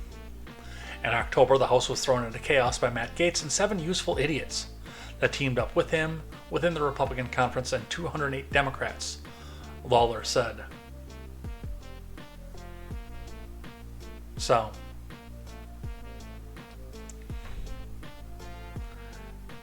and yes, McCarthy had to be ousted to begin with because he wasn't doing his job. Mike Johnson is doing no better. I don't know who I would want to be the Speaker of the House, but it would not be either of those two people.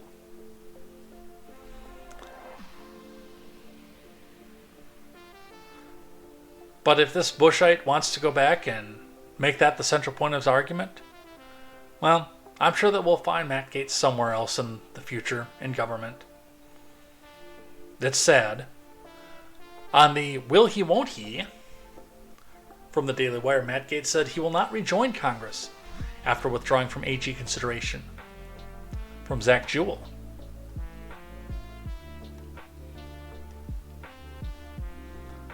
Matt Gaetz said on Friday he will not rejoin Congress in January after withdrawing his name from consideration for AG. Gaetz told conservative commentator Charlie Kirk during an interview. Well, that's probably about half the reason I have a problem with him. Charlie Kirk. I'm still going to be in the fight, but it's not going to be it's going to be from a new perch. I do not intend to join the 119th Congress. Let's listen. So, Matt, I now have to ask about just what your plans are, and it's okay if you have to, punt on it because you might not know. It's important to know you resigned from this Congress, not the next Congress. Our audience is 100% behind Matt Gaetz, by the way. They are very, very upset that you were not able to get all the way to Attorney General. I have to ask, what is next for Matt Gaetz? I'm still going to be in the fight, but it's going to be from a new perch.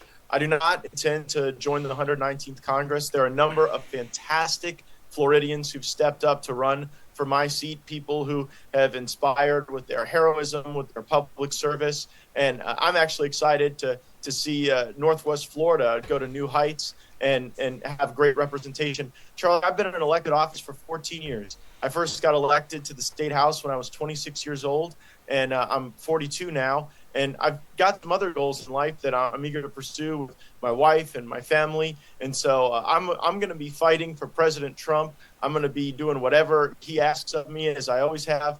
But I think that 8 years is probably enough time in the United States Congress. In Florida, our voters got to vote on term limits for state government, and the campaign was 8 is enough. And so you can only do 8 years in the Florida House of Representatives. And so it seems like a pretty poetic time to allow that great new blood to come in, to allow my district to have high quality representation. And don't worry, I'm not going anywhere. I'm not taking off for a tropical excursion for the rest of my life. I am here to help save this country. And one thing the great patriots at Turning Point know, we need people at every level. We need brilliant lawyers on the outside. We need tough congressmen and congresswomen on the inside. We need a leadership structure under President Trump that's going to allow for durability of our movement and the ability to continue this great realignment of our politics. And so I'll play a part in that. I plan to be a big voice, but maybe not as an elected member of the government. By the way, it looks like the ruble is starting to have some problems.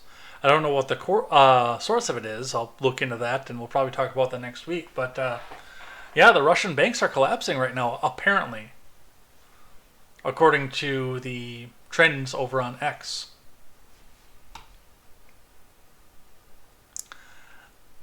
I honestly, again, if Gaetz doesn't want to join the Congress, I don't mind.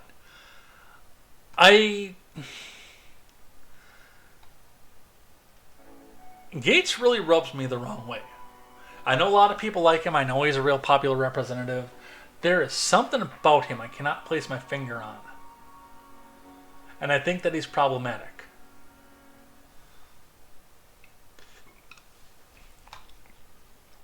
Jimmy Petronas seeks to replace Gaetz in Congress, resigns as CFO.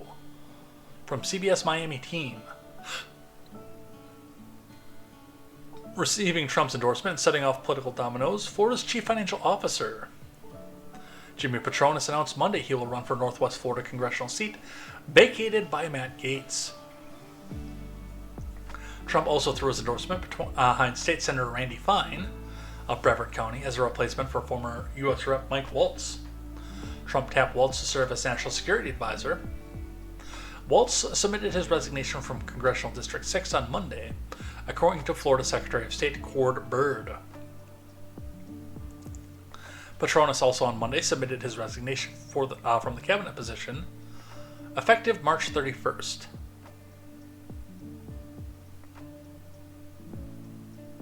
Together, we've worked with the Florida legislature to provide benefits for mental health and cancer for Florida's first responders, Patronis wrote in his resignation letter to Florida man Ron DeSantis. And Byrd, they're always there when we need them, and in return, we showed up for them in their time of need. Patronis' exit will give DeSantis an opportunity to appoint a replacement to complete the remaining 2 years of the chief financial officer's term in office. So, possible names of people who will be there.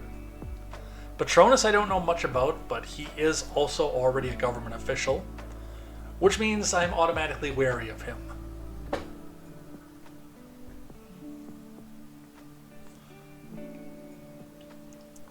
Florida Democratic Party Chairwoman Nikki Fried criticized Patronis for doing nothing to solve Florida's affordability crisis during his cabinet tenure.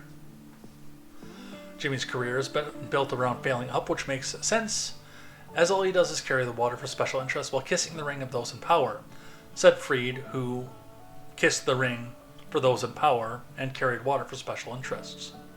8 years overseeing property insurance Floridians, does he deserve a promotion?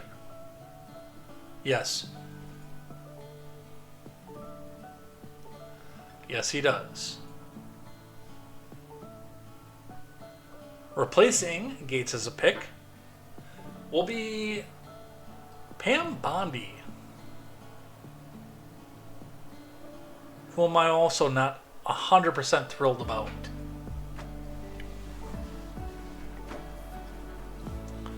Trump's AG pick Pam Bondi is more conventional than Gaetz, but the agenda to disrupt the DOJ won't change from Hannah Rabinovitz and Evan Perez. With his new pick for AG, Donald Trump has found not only a powerhouse media strategist and loyal ally, but a tenacious litigator known for her battles in court for conservative causes. Wasn't she a pro-vaxxer, though? And while little about Trump is conventional, Pam Bondi is a far more conventional selection to lead the DOJ. Bondi's rise through Florida's state legal system and her fealty to Trump make her a key enforcer on his proposed policies around immigration, reproductive health, and political retribution. Inside the DOJ, the Bondi announcement was met mostly with relief from employees who were dismayed by the prospect of Gaetz and his slew of ethics and legal issues.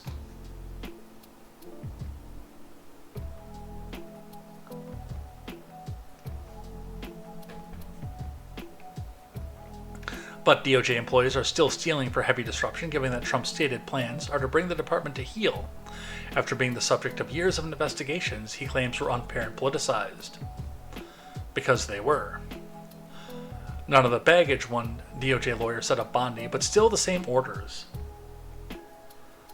Some career employees speculate that with Gaetz out of the picture, familiar conservative lawyers who have served at the DOJ and past admins will be willing to come back to help Trump's new admin.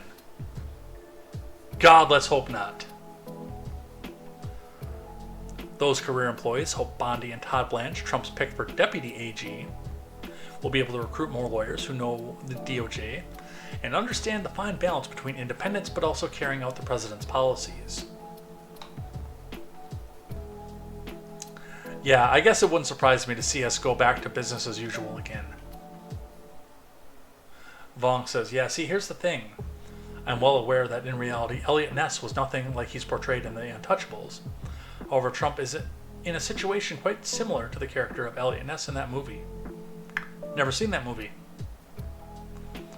Once he's back in DC, the people who will surround Trump are 99% mortal enemies, 0.99% people who are in the pocket of his mortal enemies, and 0.009% to people who are on his side, but too scared of his enemies to help him, and 0.001% to people who are both on his side and brave enough to help.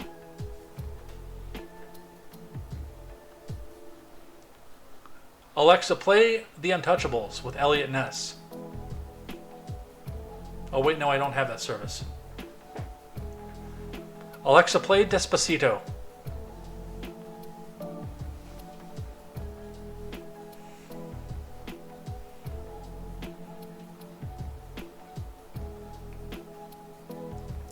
So, we will see what happens with Pam Bondi.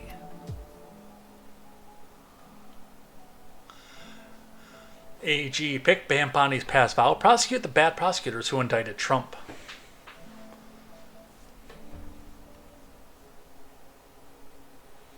From David Rode, Ken Delanian, and Ryan J. Riley.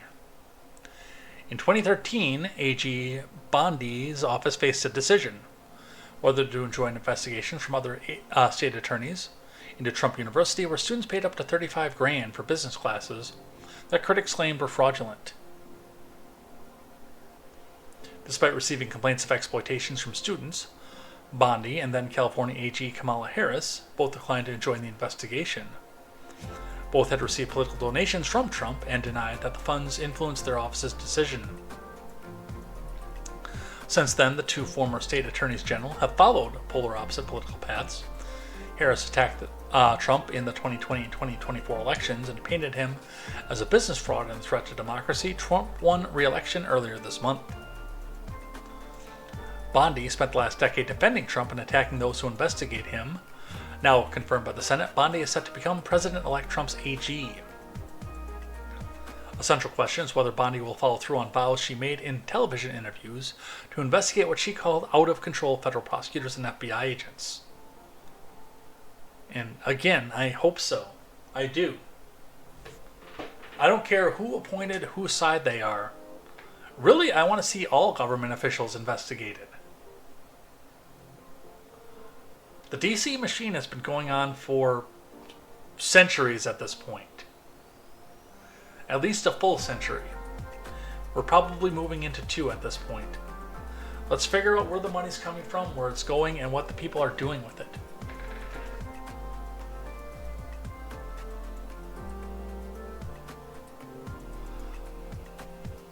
Somebody help Vong. Vong has a rager.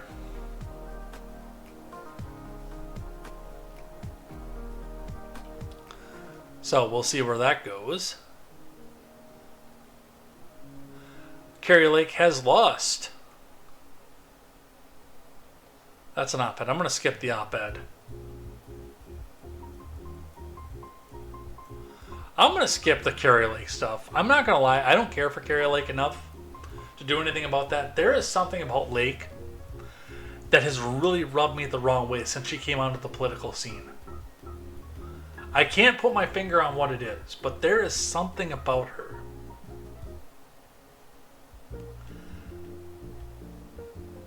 that just makes me think that there's something else going on there. I wish I could put my finger on it so I could at least explain it to you guys. It's just a vibe that I get from her, though. I know, it's typically our friends on the left who do everything by vibes, man.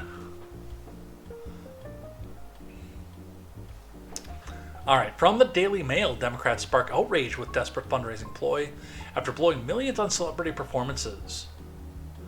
Yeah, they're so far back in the hole at this point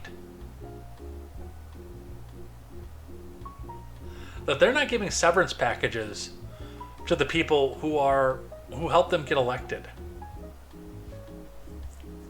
And they're actually trying to do GoFundMe to get those severance packages right now. From Charlie Spearing, senior political reporter in D.C. DNC workers are asking for charitable donations after making significant layoffs in a dramatic downsizing after VP Harris lost the election. The pleas for donations sparked outrage on social media as memories of the massive billion-dollar campaign spending spree were still fresh. including millions of dollars spent to host celebrity-filled town halls for the vice president. Because nobody was going to these town halls to see Harris, they were going to the town halls to see Beyonce and Taylor and Lizzo, and I don't know who else went to these parties.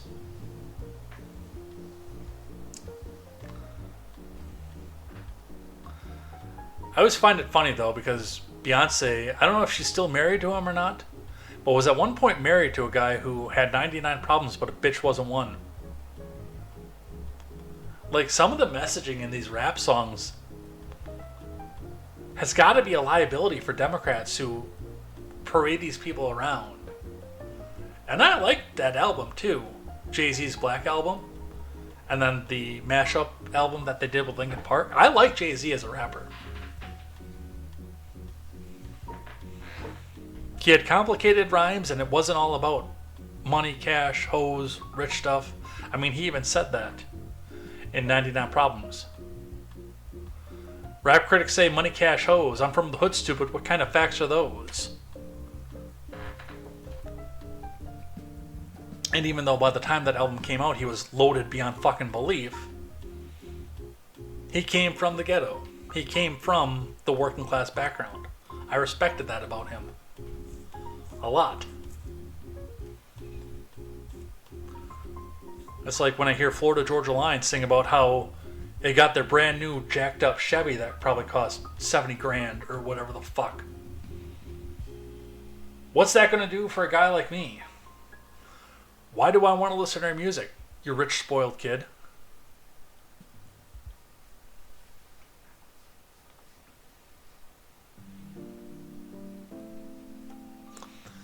We're heartbroken to see our colleagues who dedicated countless hours to electing Democrats up and down the ballot depart under these circumstances, and we're furious with the DNC leadership for failing to provide severance to those affected, the union fundraiser read. Yeah, it's the DNC Workers Union who's trying to get this money.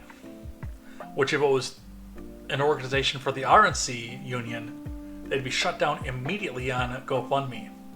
But because they're Democrats, they get to use GoFundMe. We can't have that fundraiser on there because it's for a hateful cause. Stop being hateful. The goal set by organizers is 25 grand, but at the time of publication, only 15,816 has been raised. I can't believe they got that much. Why would you give money to this organization that took all the donations, all the PAC money, all everything else, and went and blew it on Oprah and still didn't get elected? I wouldn't give money to that. Fuck that.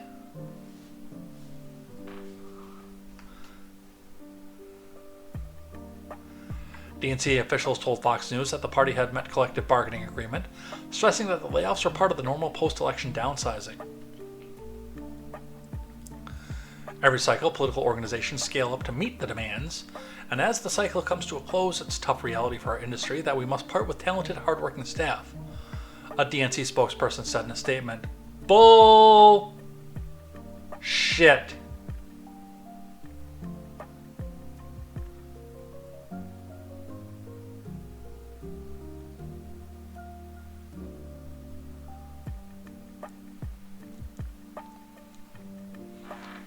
The union stressed they will continue fighting to get the laid-off employees a severance payment from the party. Capital T, capital P.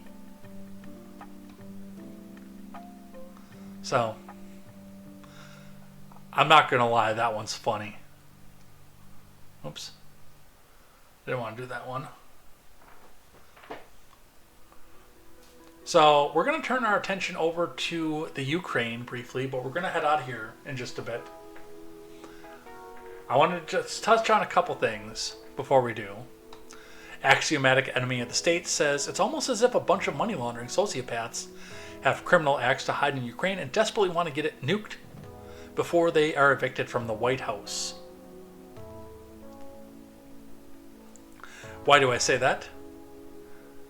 Russia launches record drone attack on Ukraine, hitting key water and energy facilities. Ronnie Ray's reporting on this one for the New York Post. Russia fired its largest drone assault yet against Ukraine on Tuesday, launching 188 UAV barrage that hit key water and energy facilities as Moscow ramps up its attack on Kiev, officials said.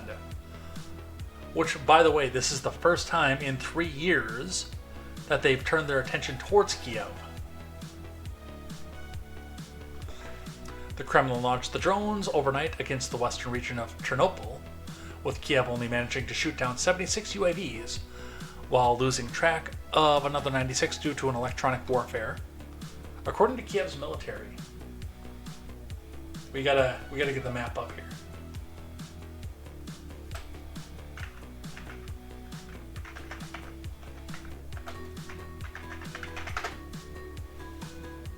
Let's get the map up over here.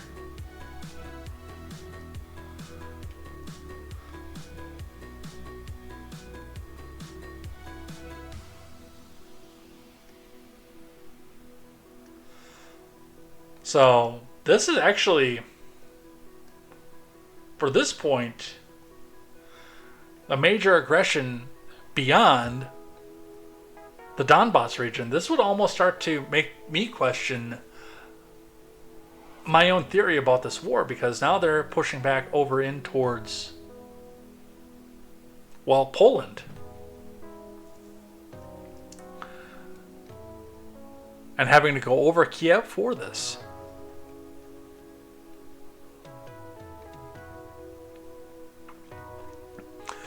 The enemy launched a record number of Shahad attack UAVs and unidentified drones, Ukrainian officials said, referencing the cheaply produced suicide drones that have plagued Kiev's air defenses.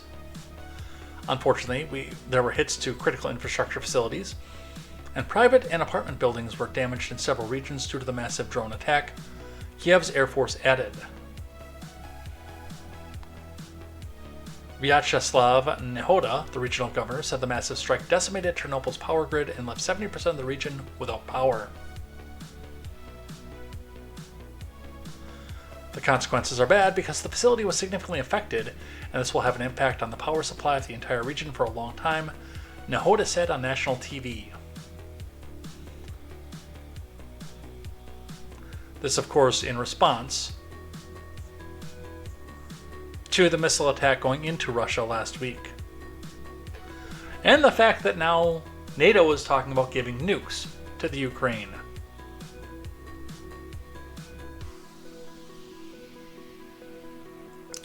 From Reuters, Russia condemns irresponsible talk of nuclear weapons for Ukraine. No author given. Discussion in the West about arming Ukraine with nuclear weapons is absolutely irresponsible, Dmitry Peskov said on Tuesday in response to a report in the New York Times, citing unidentified officials who suggested such a possibility. Keep in mind, unnamed sources, which means this could be anybody from the head of U.S. Strategic Command all the way down to the janitor, who thinks that Ukraine is absolutely swell.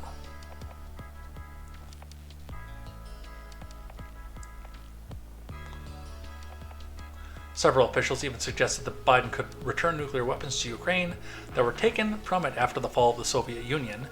That would be an instant and enormous deterrent, but such a step would be complicated and have serious implications, the newspaper wrote. Also would not happen before January. Asked about the report, Peskov told reporters, "These are absolutely irresponsible arguments of people who have poor understanding of reality and do not feel a shred of responsibility when making such statements. We also note that these statements are anonymous." Earlier, senior Russian security official Dmitry Medvedev, I'll get it right one of these times, said that if the West supplied nuclear weapons to Ukraine, then Moscow could consider such transfer tantamount to an attack on Russia, providing grounds for a nuclear response. So, maybe we'll be playing some more Fallout. Although I don't plan to do any more streams this week because of the holiday and because of preparation that needs to go into the holiday. I think Pam and I are going to have the discussion after stream whether or not I do BioShock tomorrow or not.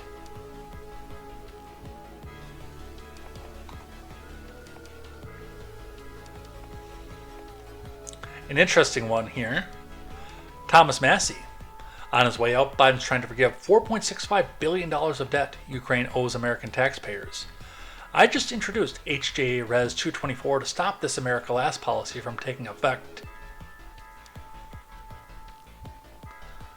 And it looks like this is a single-page joint resolution resolved by the Senate and the House of the United States. Congress assembled that Congress disapproves the proposal relating to the indebtedness of the government of Ukraine submitted by the President of the U.S. to Congress on November 18, 2024.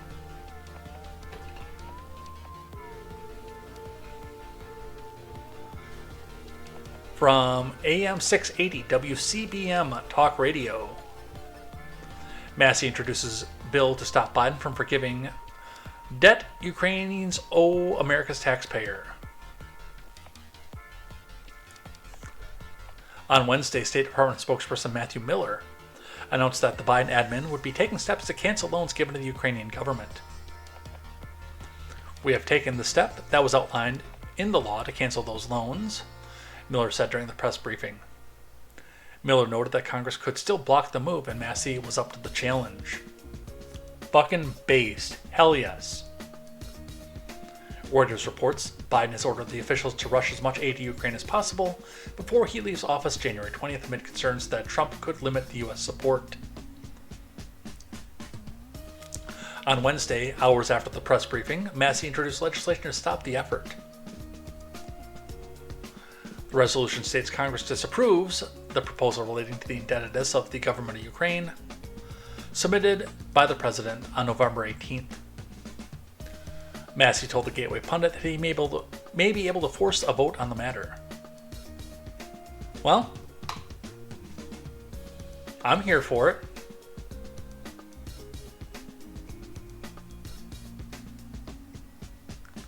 All right.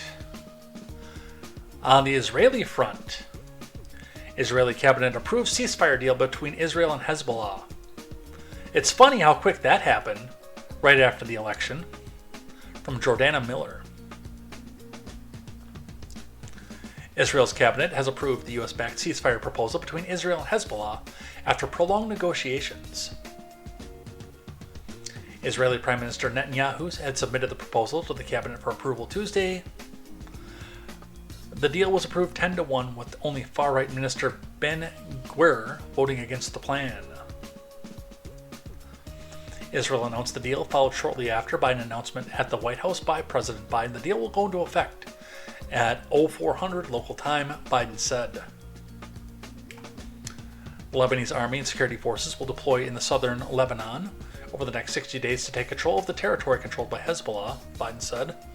At the same time, Israel will withdraw its forces over the next 60 days in order for civilians to return to their homes on both sides of the border.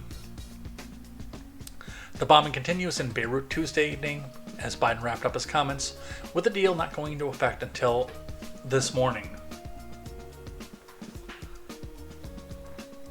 I don't know that Biden actually made this happen. I think he's just going to take credit for it, though. But we have a ceasefire in Israel and Lebanon after it was needed. Still nothing in Gaza, but we'll see what happens with that. And the last one on the main news of the day comes to us from the USA Today. Jussie Smollett conviction and hate crime hoax overturned by Illinois Supreme Court. Because of course it was. I'm kind of surprised it stood as long as it did. From Brendan Morrow. The Illinois Supreme Court has overturned Jussie Smollett's convictions for staging a fake hate crime against himself. In a decision issued Thursday, the court said the Empire actor should not have been charged for the same incident a second time after the original charges brought against him were dropped in 2019. Smollett was alleged to have falsely reported to police that he was the victim of a hate crime. He was found guilty in 2021 on 5 counts of disorderly conduct. Because the initial charges were dismissed as part of the agreement with Smollett and he performed his part of the agreement, the second prosecution was barred, the ruling said. Now, As a person who is fully against the idea of false accusations, especially when they come for political purposes, I dislike this. I do. And I think that he should continue to be convicted for this. However, if they were dismissed, and they were dismissed with prejudice, then yes, double jeopardy would come into play. And no, he should not have been charged for that. We have that protection in our Constitution for a reason. So people can't continue going back after political enemies or people that they find politically inconvenient, which I think is what happened with Smollett. I think the backlash for dismissing the charges was so great that they went back and said, okay, fine, we'll go back and charge him and put him in jail for this one. And if he was indeed dismissed with prejudice, then this is the right call, no matter how much I disagree with it. But he will be a free man after this point.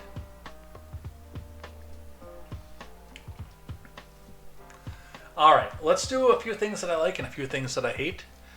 And then we'll head out of here for the night. But first, even though you can already see one of the things that I like, the rules of acquisition. Where's Dual Helix? I know this is his favorite part.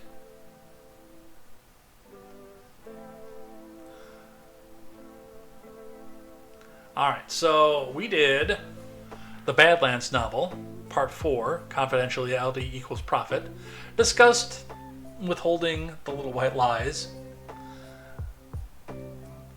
versus trade secrets. We talked about that last week. Now we move on to the 31st rule of acquisition. And given my proclivity for your mom jokes, this one is right up my alley. From the DS9 episode, The Siege, Elite Force 2, which is a video game. Both of them citing the same 31st rule of acquisition. Never make fun of a Ferengi's mother. Insult something he cares about instead. This is one of those that we really can't use in modern polite society. For obvious reasons. But in the Ferengi patriarchal society, where women are not allowed to make profit or own property, or even wear clothes at the start of Deep Space Nine, it's not unthinkable to look at a Ferengi's mother this way. Now, if you are familiar with Deep Space Nine, with Quark and Rom, you know that this is a load of shit. Even with the differences that Quark and his mother had, you could tell just by the acting, the wonderful acting by Armin Shimmerman, and the woman who played Quark's mom, which I'm going to go figure that out right now.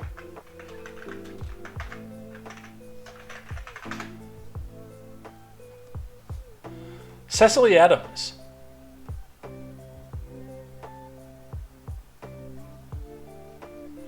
Which I don't know much about her. I know she's passed at this point. She passed in 2004. She was married to Don Adams. And she played, it looks like, a couple bit parts in other things like Total Recall 2070 and The Equalizer. But yes, just the tremendous acting between Armin Shimmerman and Cecily Adams. You could see that Quark loved his mom.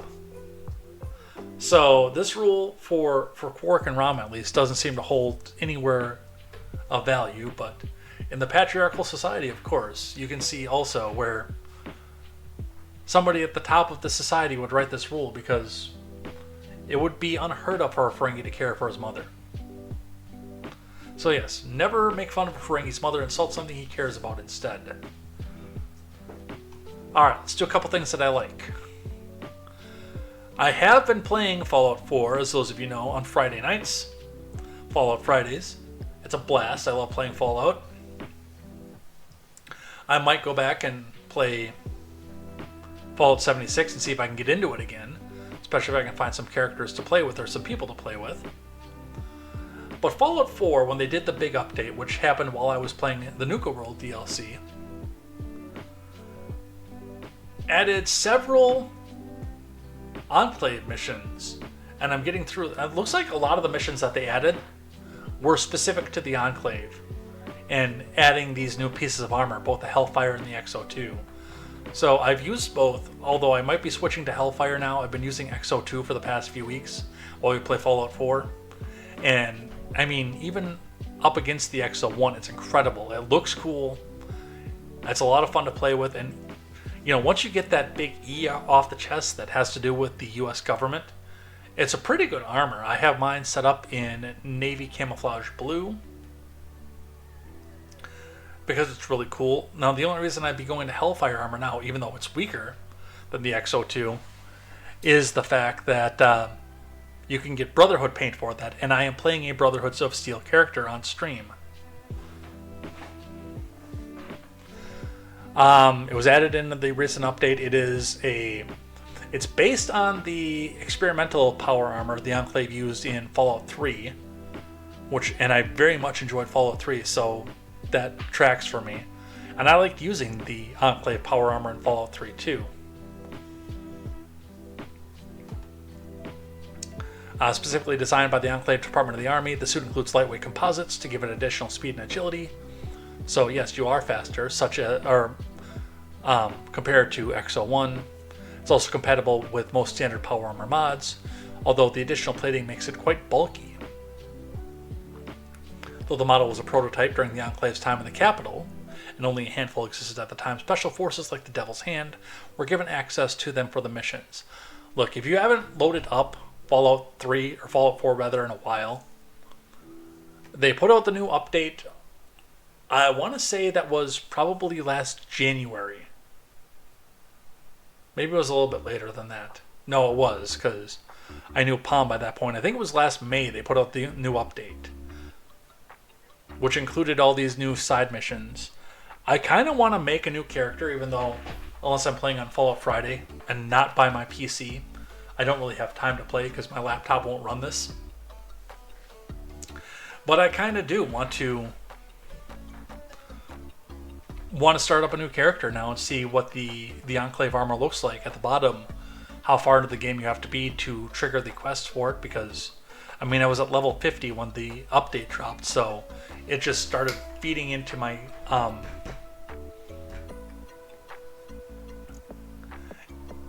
quest list right away as soon as the update dropped.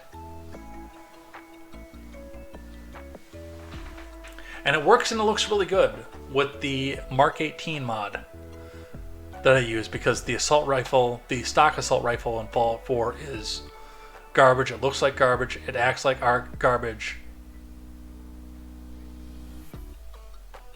No, Ferengi women are not allowed to wear clothes. And no, they're not allowed to associate with people outside their immediate family because, then they could earn profit if they went and did that. Somebody needs to watch Deep Space Nine.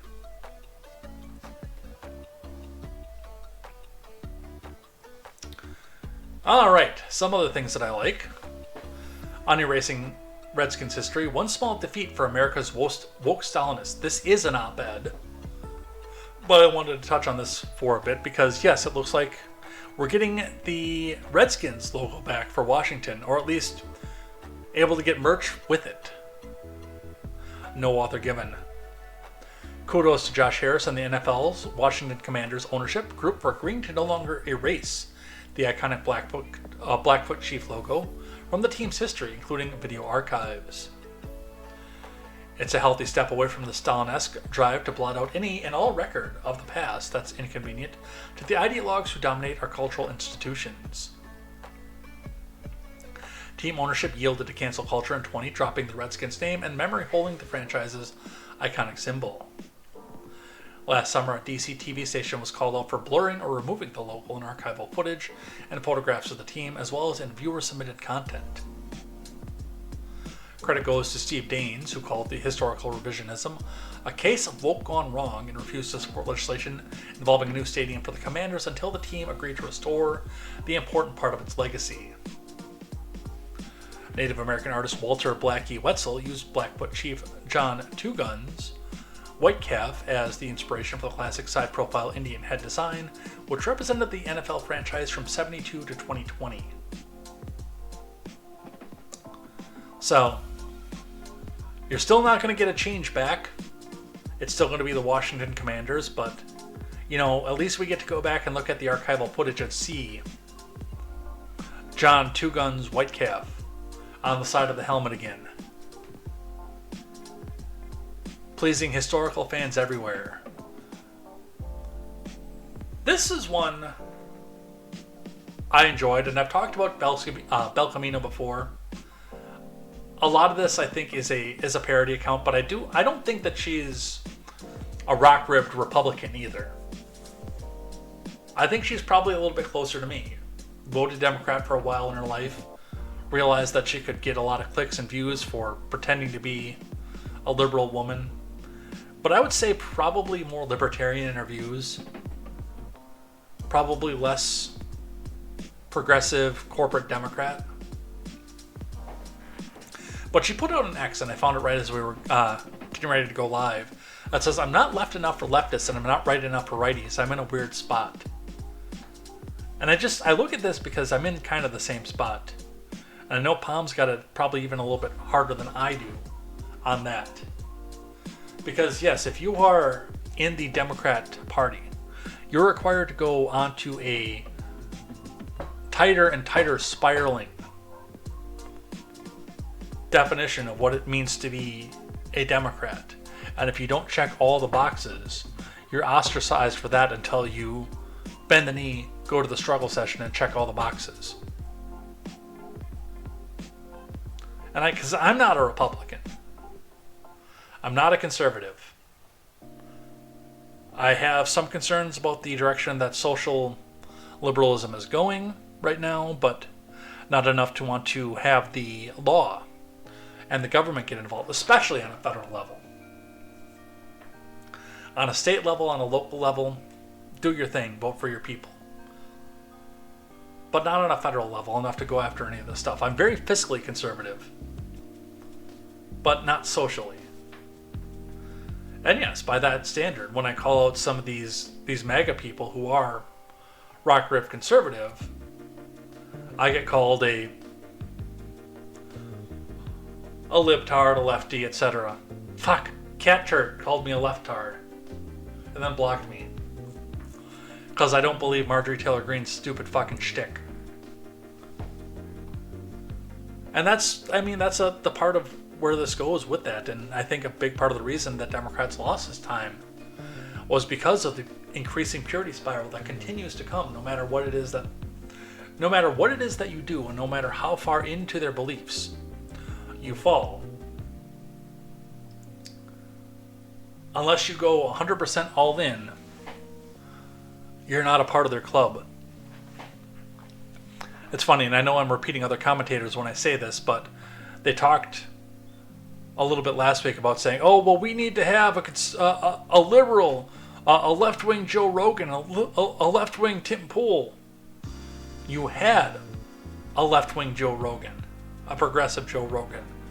You know what his name was? Joe Rogan. Joe Rogan was a fucking Bernie bro. In 2016 and 2020, by the way.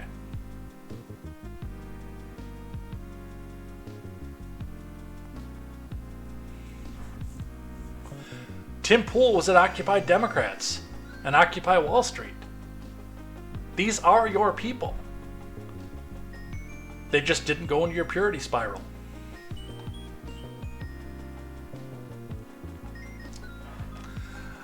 This, I think a lot of people would have put this onto my things that I hate, but this is actually something that I like.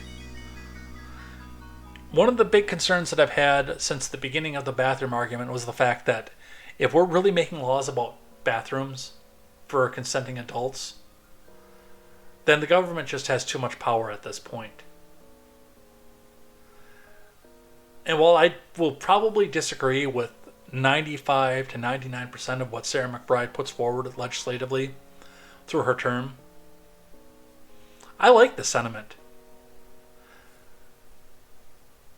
I don't think it's true, but on paper it looks nice and it looks good. And if she actually goes forward with this 10% of the time with this thought, then she'll have a more successful term as a representative than most of her progressive counterparts. Sarah McBride,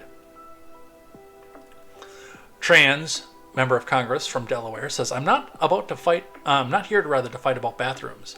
I'm here to fight for Delawareans and bring down the costs facing families. With a statement from the office of Sarah McBride saying that she will use the men's room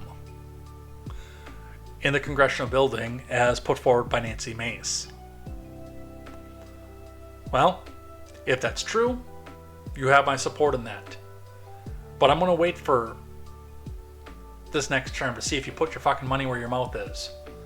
Because deep down, I don't think that's going to be the case.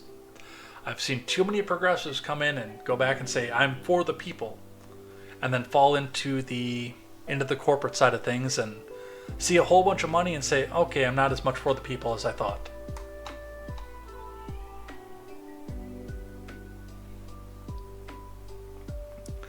From the Daily Wire, judge rules in favor of Missouri law requiring photo ID to vote.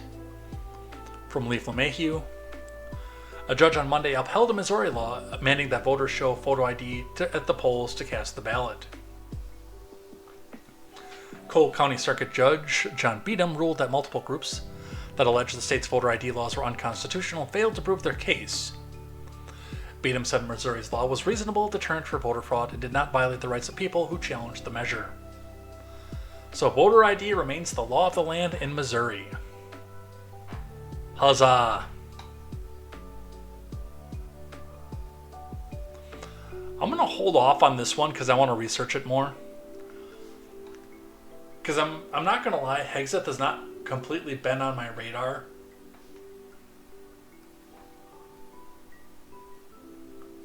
Why is that still up? That's my things and things that I hate from last week. Let's get rid of that. I want this one. This is my stuff to keep researching. But I do want to look into this one more before I comment on it. So we'll skip that one for now. Luke Rosiak over at the Daily Wire, though. What Doge could cut. $1,200 coffee cups, COVID clawbacks, and 3-cent pennies. As Elon Musk and Vivek Ramaswamy assembled the Department of Government Efficiency, a key senator laid out some low-hanging fruit. Joni Ernst of Iowa has been howling into the wind about wasted taxpayer dollars for a decade, and on Monday she wrote to Musk and Ramaswamy with some ideas to get them started. With $3 billion of interest being added to our national debt every day, the longer we delay tackling the problem, the further away from the finish line gets. Her proposed targets include pennies that cost 3 cents. The federal government can even lose money while literally making money. Pennies cost 3 cents to produce and nickels cost 11 cents. They could be made from cheaper materials. The military spending. The Pentagon paid $1,220 per cup for special heated coffee cups and 80 times the retail rate for soap dispenser. And user to lose its splurges. Empty buildings, mass transit boondoggles, failing infrastructure projects, bonus for failure, paying employees to do nothing, swag, and the UN. But I do want to go back to this one. The bloated military spending. And that's not just the military spending, by the way. That is all federal government spending. I said last week that no bid contracts are a thing. Because they still are. $1,220 per cup for a special heated coffee cup. What's the cost on that? Who's the company that makes that? What would that retail to the American consumer for? Can somebody make it cheaper? Can we bid on this? Same thing with a soap dispenser. Why are we paying 80 times the retail rate for that? Can we bid on that? Can somebody go back to sell it cheaper? Before we touch entitlements, before we touch military, before we touch even federal employee spending, which I think a lot of this could be mitigated by making your senators and representatives paid by your state, not the federal government. I think we would lose a lot of money from the federal budget almost immediately if there was a bidding war for every product that was put up there. Then we can figure out who can do it for the lowest price and still give you a quality product. Competition breeds success, but there's a no-compete clause in almost every federal contract.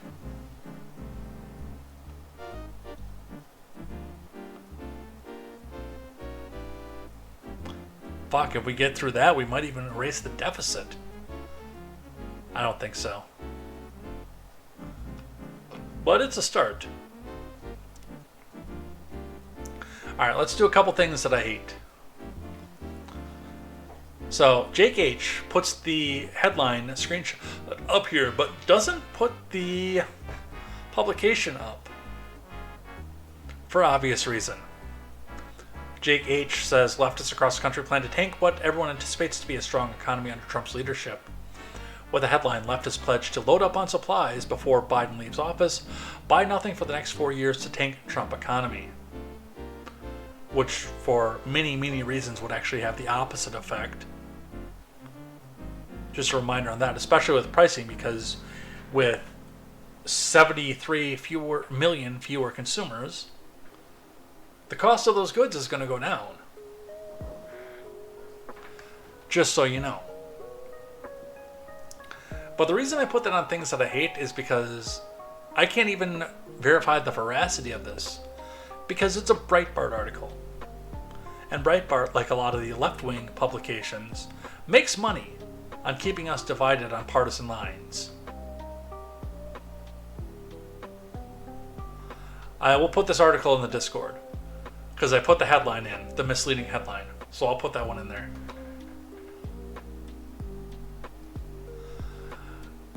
One question that keeps coming around at this point. Maj Tour. If Trump says, let's take the guns from crazy leftists, what's your response? With a disturbing number of people in the comments saying, yes, let's take the guns from all leftists. No, let's not do that. And Maj appears to be on my side on this, and he's called out people for being stupid for suggesting this. But no, let's not take the guns from crazy leftists. Because the Second Amendment is for everybody. I may not like that some of these morons have guns. But the magic of the Second Amendment is not my business. It's not. That's between you and your neighbors, essentially.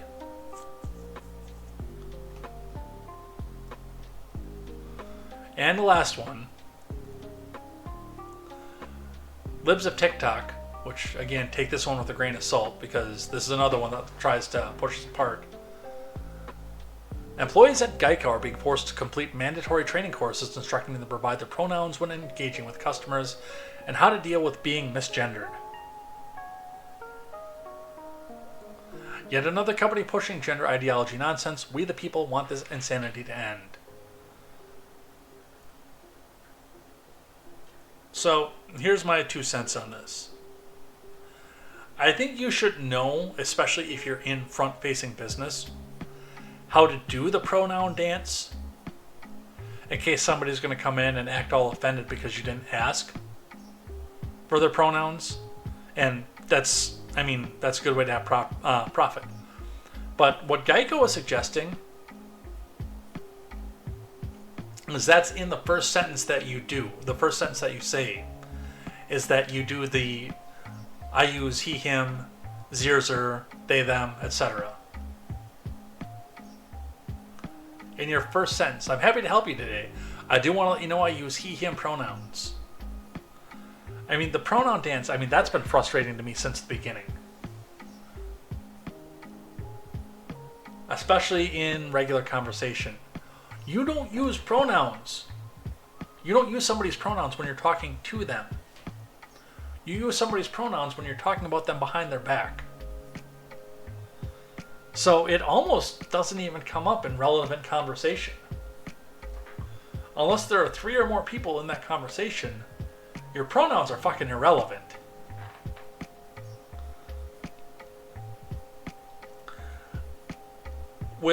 And I don't know how closely they are tied with this or what they have for federal grants. They might have to do this because of federal grants.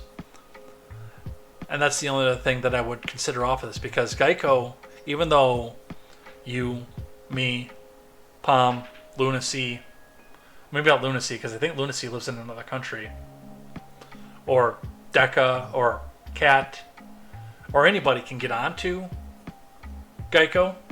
GEICO is actually an acronym. Government Employees Insurance Company is what that is. So there might be a situation where they have to do that because of the fact that it's a company that was initially designed for government employees.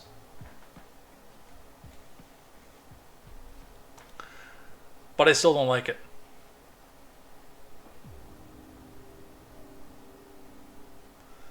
And that's the stuff. That's the news. We're done. We're out of here. Where's the outro music?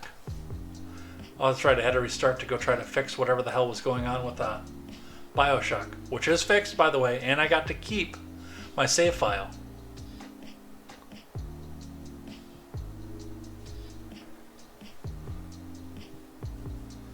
Long says the pronoun thing is not actually about pronouns. Read a note on Newspeak by George Orwell. It's usually included at the end of any copy of 1984, which I'll admit I have not read yet. It is in my Kindle to read. I've already purchased it, but I've not read it. And yes, for angry women, stay in the house. No outside socialization. All right, let's throw the outro music up. Let's head out of here.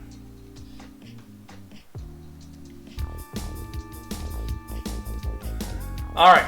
As far as tomorrow, as of right now, I don't know where I'm going to go with that because of the holiday and because of preparing for the holiday. And I do think that most of you guys should be going out and hanging out with your families on the holiday week. So we might not do Bioshock tomorrow. It is 99% positive. Sure, we're not going to do Fallout Friday this week because of Black Friday. So the only thing we would do this week is Bioshock. I'm going to discuss that with Palm and see what it is we're going to do. Because I know that we're going to want to leave right away in the morning to go and visit my family for Thanksgiving. So we will see what happens with that. Otherwise, we'll be back here on Tuesday for more news, more headlines, and more contemporary. Hopefully it slows down at some point here, although we did get through everything this time. A few of the topics I had to go back and truncate a little bit, but it's a new week. We get closer and closer to Inauguration Day.